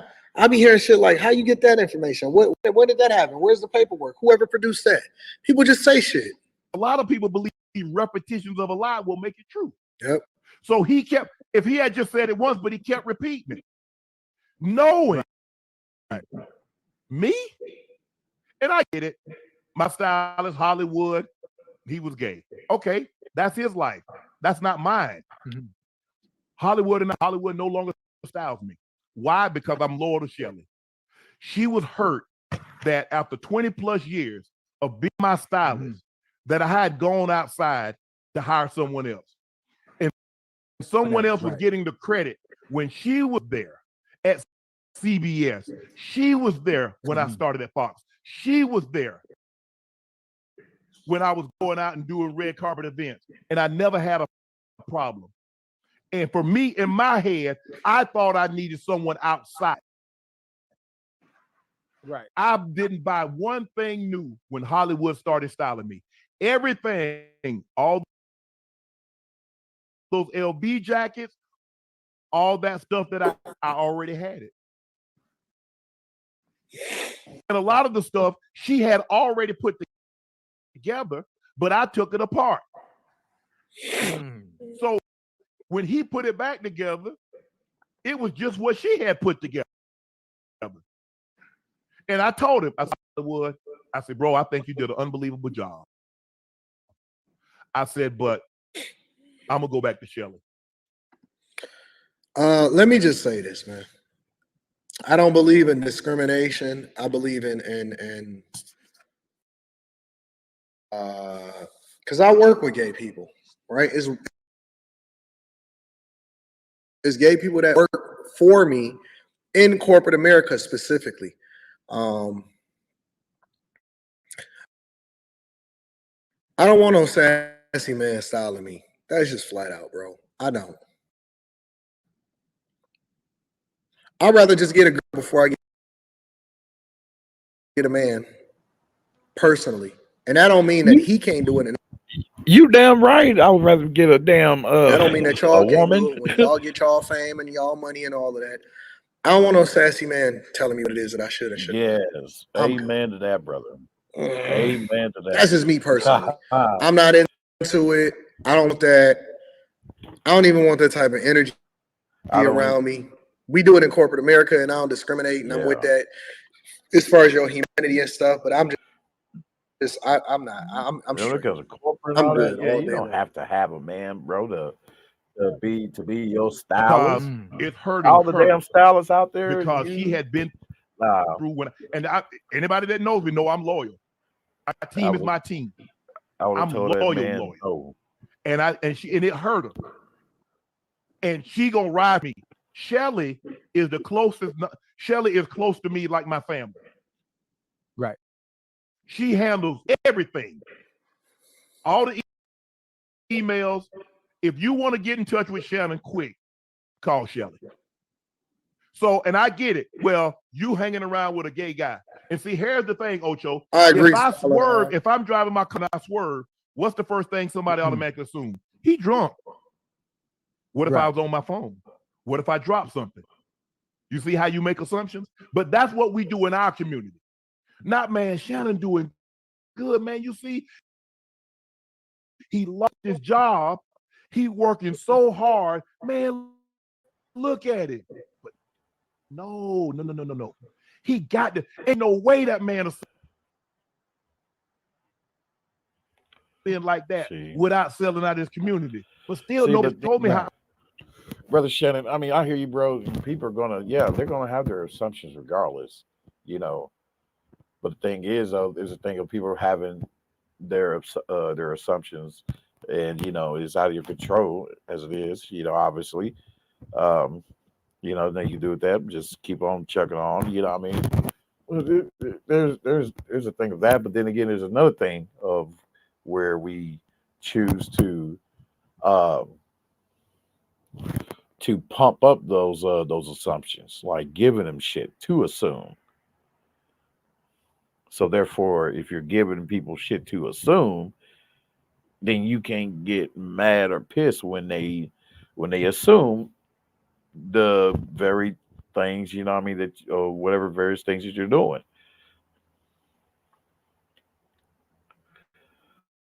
I sold out my community. You ain't sold out. Nobody. Listen, you ain't sold out. He didn't sold out. It's just gonna be a bunch of haters that don't want to see you win, or they had a ceiling that they wanted you to hit, but you exceeded that, and so now it bothers them.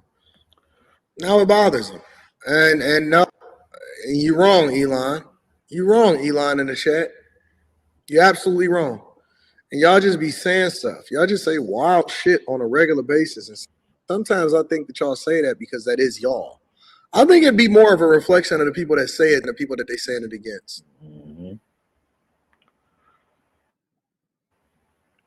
Backpack Grizzly says, Anton, you got to be careful with the alphabet community, especially with your corporate job.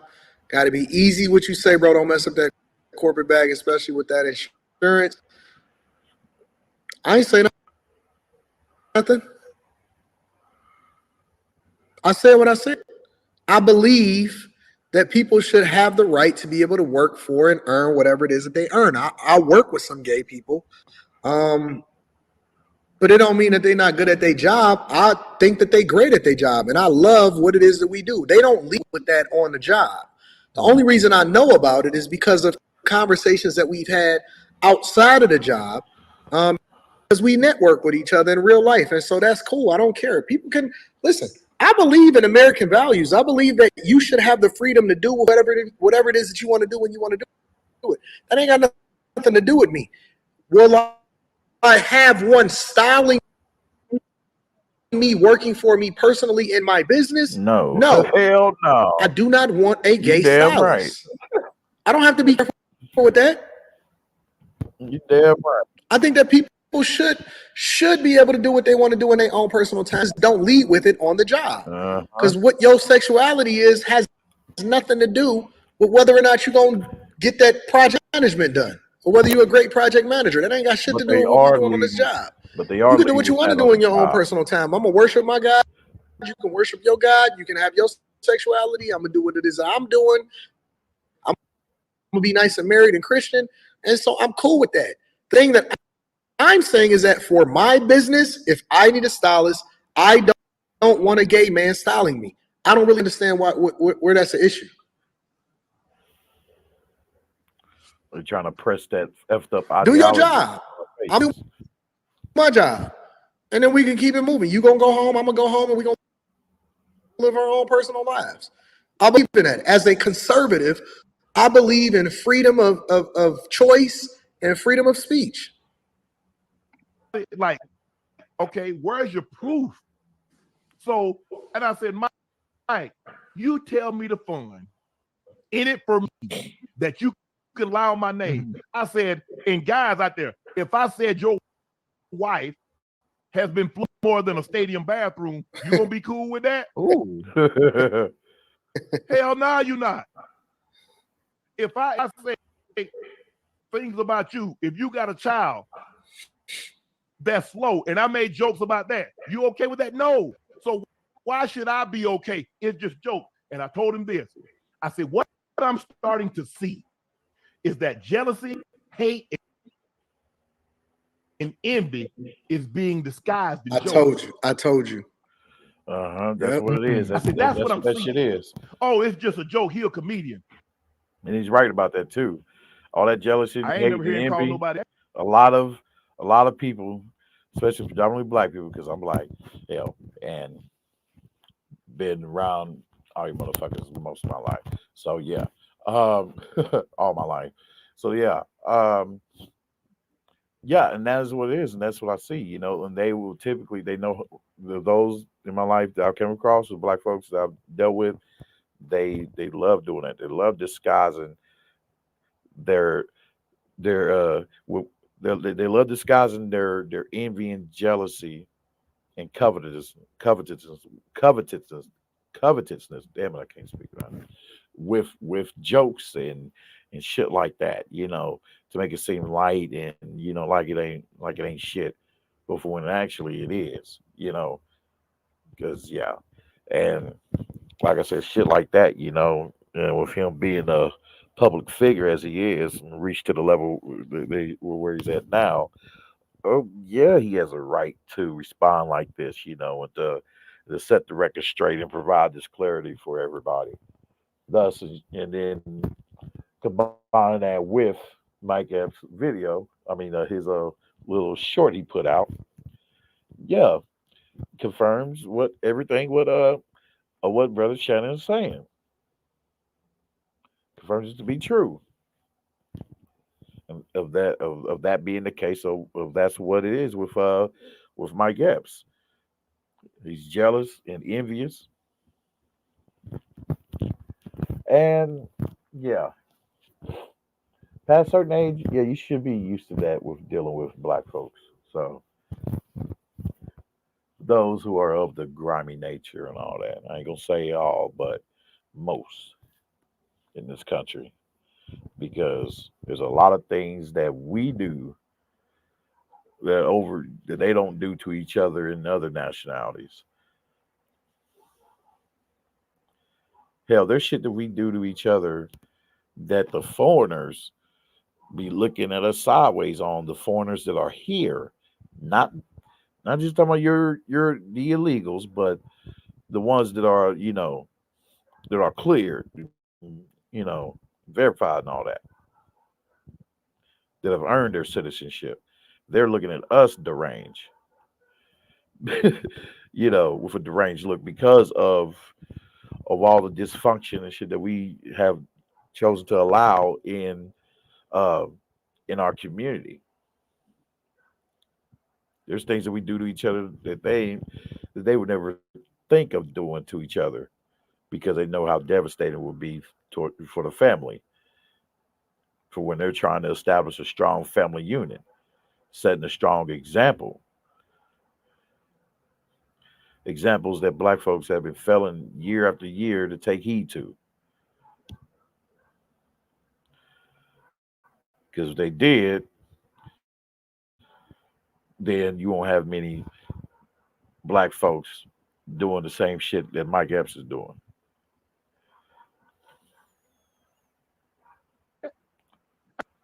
I ain't never hear him say anything else about that. I ain't hear him lie on nobody else's name. Why me? I met Mike in Whole Foods over a decade ago. We had a conversation in Whole Foods about 10 minutes. We exchanged information. The next time I heard from Mike Epps, he had DM'd me about coming on Club Shay Shay. That was it. So, and people say, well, Shannon's just, bro, to get tagged with that, and I ain't got no problem with gay. I'm just not gay. Yeah. And I've had a lot of my exes reached out. It's like, Shannon, where does gay is coming from? They need to talk. But see, that's the thing. It's all jealousy. It's all hate and jealousy disguised as jokes. He had it correct. He had it absolutely, positively accurate. It's all hate and jealousy disguised as jokes. I have never, ever personally, ever at any point in my life, ever seen Shannon Sharpe on a show or something like that and said, man, Shannon got to be gay. That ain't never, ever fucking crossed my mind. That's almost like, listen, that's the thing that people throw at you when they ain't got nothing else to throw at you. When they can't substantiate their argument, when they can't prove you wrong, they start to insult your character. They start to accuse you of things that they know they ain't got no proof of, and that's not true. It's all jealousy, in my opinion. What do you get out of calling me gay? You feel good? That makes you feel good? Because you saying things on the radio behind your screen that you would never say to my face. What's the likelihood that Mike Epps would have said what he said to my face? Hot damn it, you damn ads. Come on, man. Wow.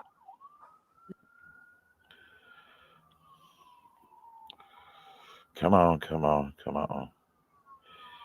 Who?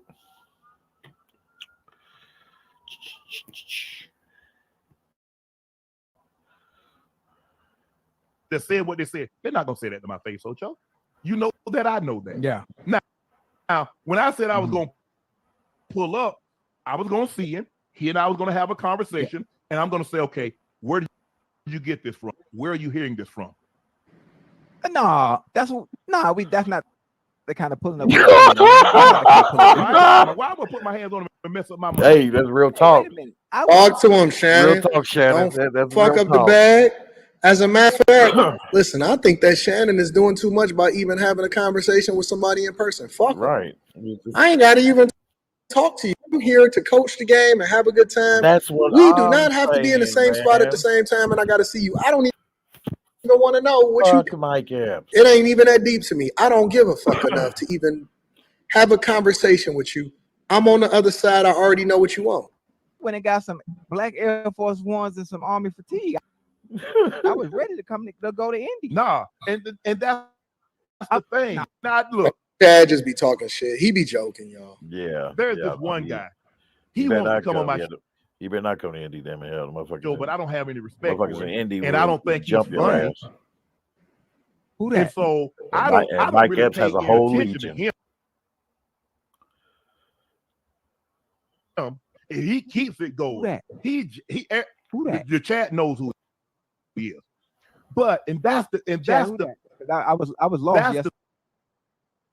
the I thing, don't want to be Ocho. lost today. And so I said, Mike, we just need to have a conversation. And hopefully once we have this conversation, this thing goes bad. I said, because at the end of the day, I'm a man, but I'm also a son. I'm a brother. I'm a dad, and I'm a granddad. And when my kid starts reaching out, okay, now we got a problem. You just saying what you said. My daughter hit me up. Yeah, man. Dad, where is this coming from? Now I got a problem because you got people As you and your right to have a involved. problem If with it that was just shit. me and you, I got a grand. Now my grand gonna have to hear this. So I just need to know what's really going on and why you feel that way. Yeah. And why you felt the need to say Oh, he talking about Corey Holcomb? Probably. Is that who he talking about? He talking about Corey Holcomb? Corey Holcomb. No, he mentioned DL. When he addressed DL Hughley, he addressed DL. He talking about Corey Holcomb.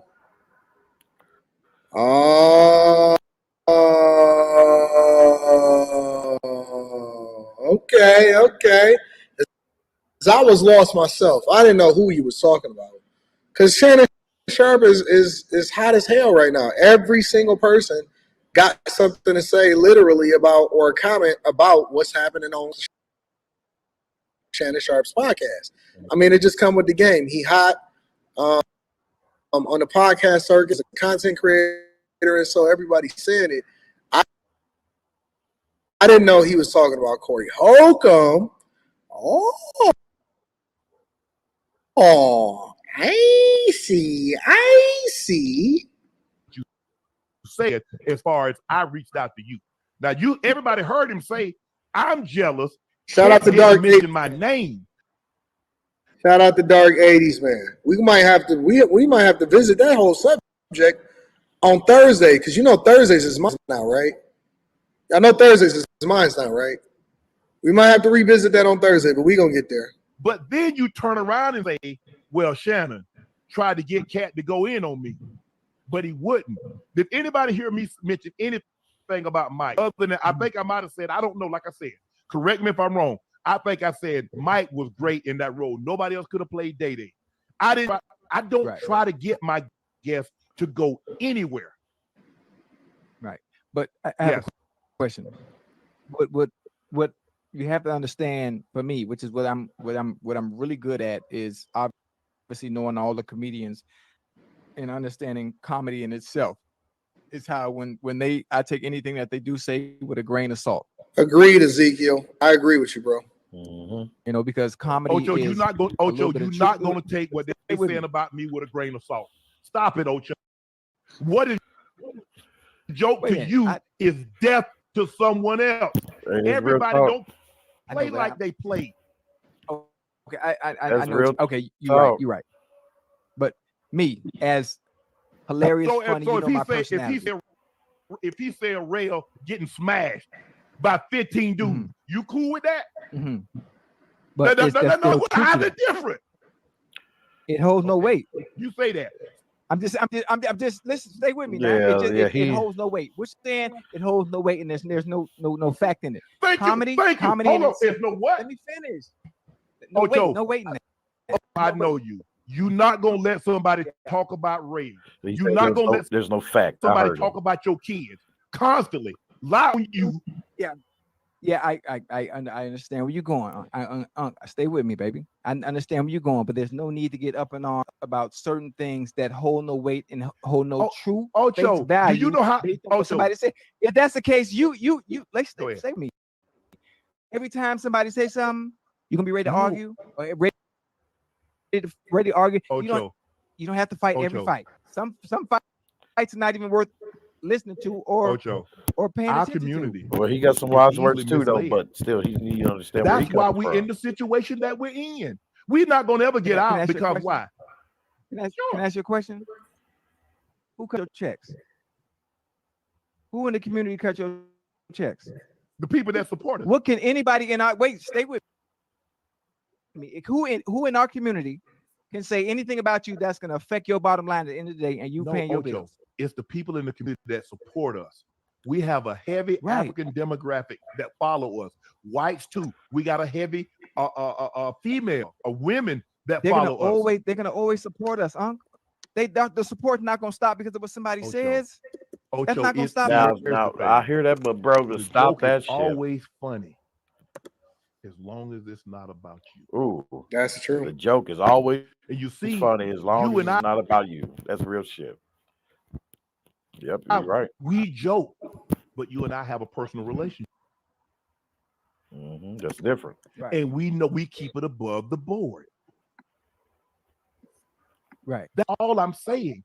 I don't think I'm Right. asking too much for somebody not to Right. call me out of my name. I don't think I'm asking Okay. for too much for someone not to lie on me. Is that asking too much, chat? Right. I agree with Shannon I agree with you, 100%. bro. Unequivocally, I don't think that, and you know me, I'm gonna call a spade 100% of the time. And if I disagree with it, then I'm just gonna say I disagree with it. But I 100% agree with what Shannon Sharpe is saying right now. He's 100% right. Yep. And so with that, boom, we're gonna head up to the last video, the short video of Shannon and Mike Epps. So apparently they have already met up. So yep, and boom. Yeah, I'm gonna make it shorter than that shit. It's just 5 minutes. Shit. Um, but yes, you're right. But then again, like, Ocho has to understand too. I'm like, we're talking about, what a lie gonna do to you and all that shit. Oh, those just lies and all that shit. A person's lie ain't gonna do nothing to you. Please, again, tell that to Jonathan Majors. Tell that to Johnny Depp and many other men that have suffered through a whole slew of false accusations. A whole slew of them. And I'm like, man, so that's why I think, the naivete and the obliviousness of Ocho is outshine his wits. Because so much so to where he shows her he's clearly not paying attention to what the fuck has been going on over these past 5 years. Just over the past 5 years has been hell for man when it comes to these lies, as you call Ocho, that excuse me, that we shouldn't have to worry about. No, those lies you should worry about. You're still clear from now with those lies. You shouldn't have to defend every single damn one, but at least you know that in hell with those lies, with every one of those lies, you got something to back that shit up. But hey, no matter the lie, and to show you damn how much of a target they have, how much a black man is, have a target on them. on us. Shit. Uh, my Jonathan Majors, his shit, his situation. They still did. They said, "Damn the evidence." Period. They still sought to take his ass down over something that was not true. Total lies.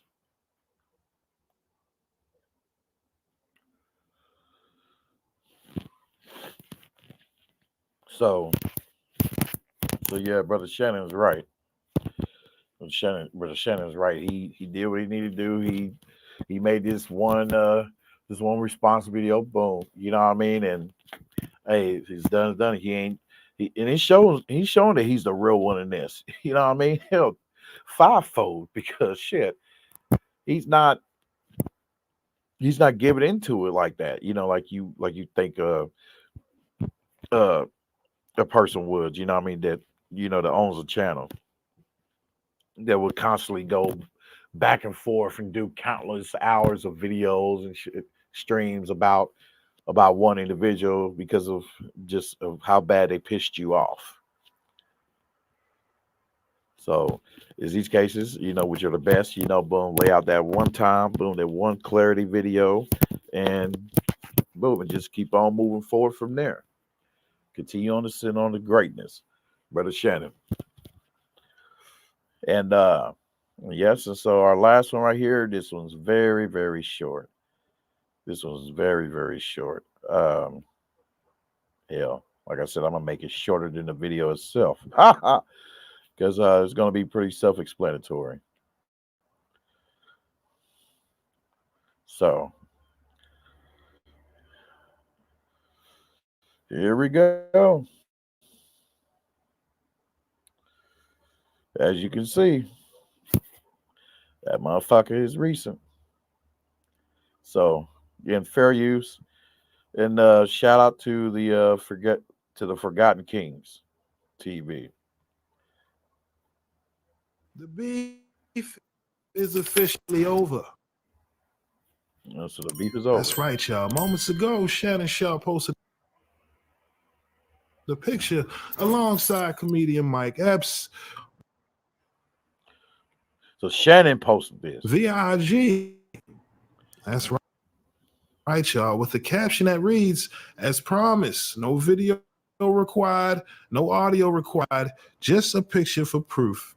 We are good. All right. Now, again, that was Shannon Sharpe moments ago on IG, posting a few pictures with him alongside comedian Mike Epps, informing the world that they have officially ended their beef, right? I don't know if we want to call it a beef, but the way Shannon Sharpe was talking on his show with Ocho, right, during Nique, it was obvious that he took offense to some things that Mike said at one of his shows during his performance. For whatever reason, a lot of comedians have been taking their jabs at Shannon Sharpe, and I guess Mike Epps was the last straw. For whatever reason, Shannon was like, look, when I see you, I'm pulling up. And the type of energy that Shannon was giving off, you can tell it seemed like, it could go there, right? It just seemed like, damn, whatever. Yeah, he was, he was pissed. And, hell, he was, aiming to give him a stern talking to. Shit. You know what I mean? As a masculine man should.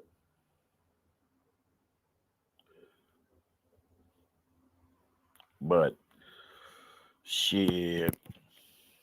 Like I said, hey, that's cool. I mean, that's what I like to see right there, man. You know what I mean? Hey, they come together, shit, and he's my nigga, he will have on the Pacers. He will have on a Pacers jacket. Oh hell! After Reggie Miller, I said to hell with the Pacers. But ever Mike's. Yeah. Let me see. Will he play it here? Said it really got under Shannon's skin, and as we see, yeah, okay, that's it. So yeah, so they cool.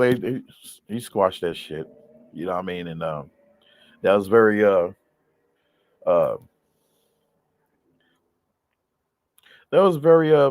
wise and mature of brother Shannon of doing that. You know what I mean? Of coming to it with, with the level headed that he had, that he expressed when talking to Ocho of how he was going to come about it, and it seems that he came at him just like that, like he said he was.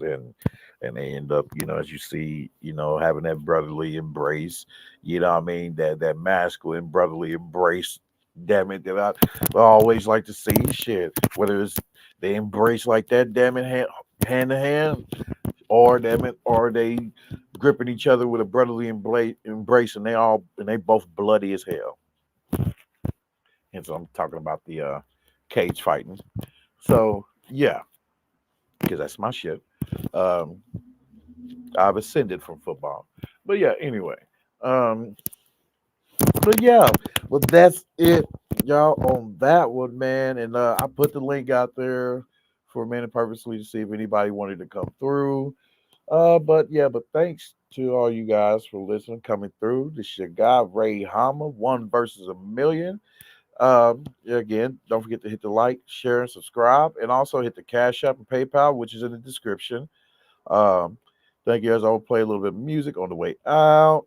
So yeah, I don't know if y'all see the links in the chat for the StreamYard, but it was in there. So I'm gonna play this music just for about a few minutes or so to see if anybody comes up.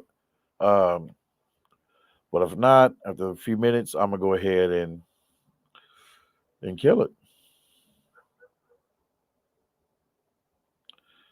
Thank you. Ooh, I didn't expect it to go on this far.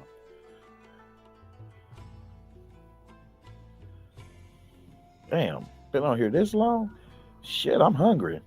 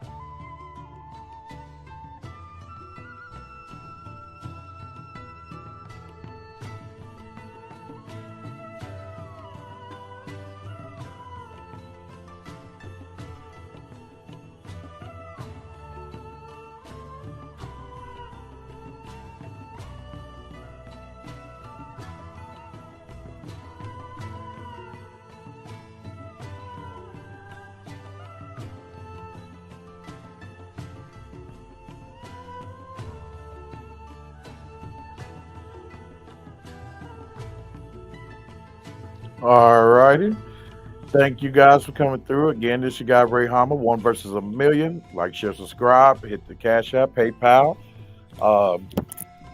Till next time, I'm out. Peace. But let me not forget, coming up, if I'm able to get this done, I will be providing only the audio version of the interview between the Tate brothers and the Fresh and Misfit. So, which was done through Rumble. But yeah, so peace out.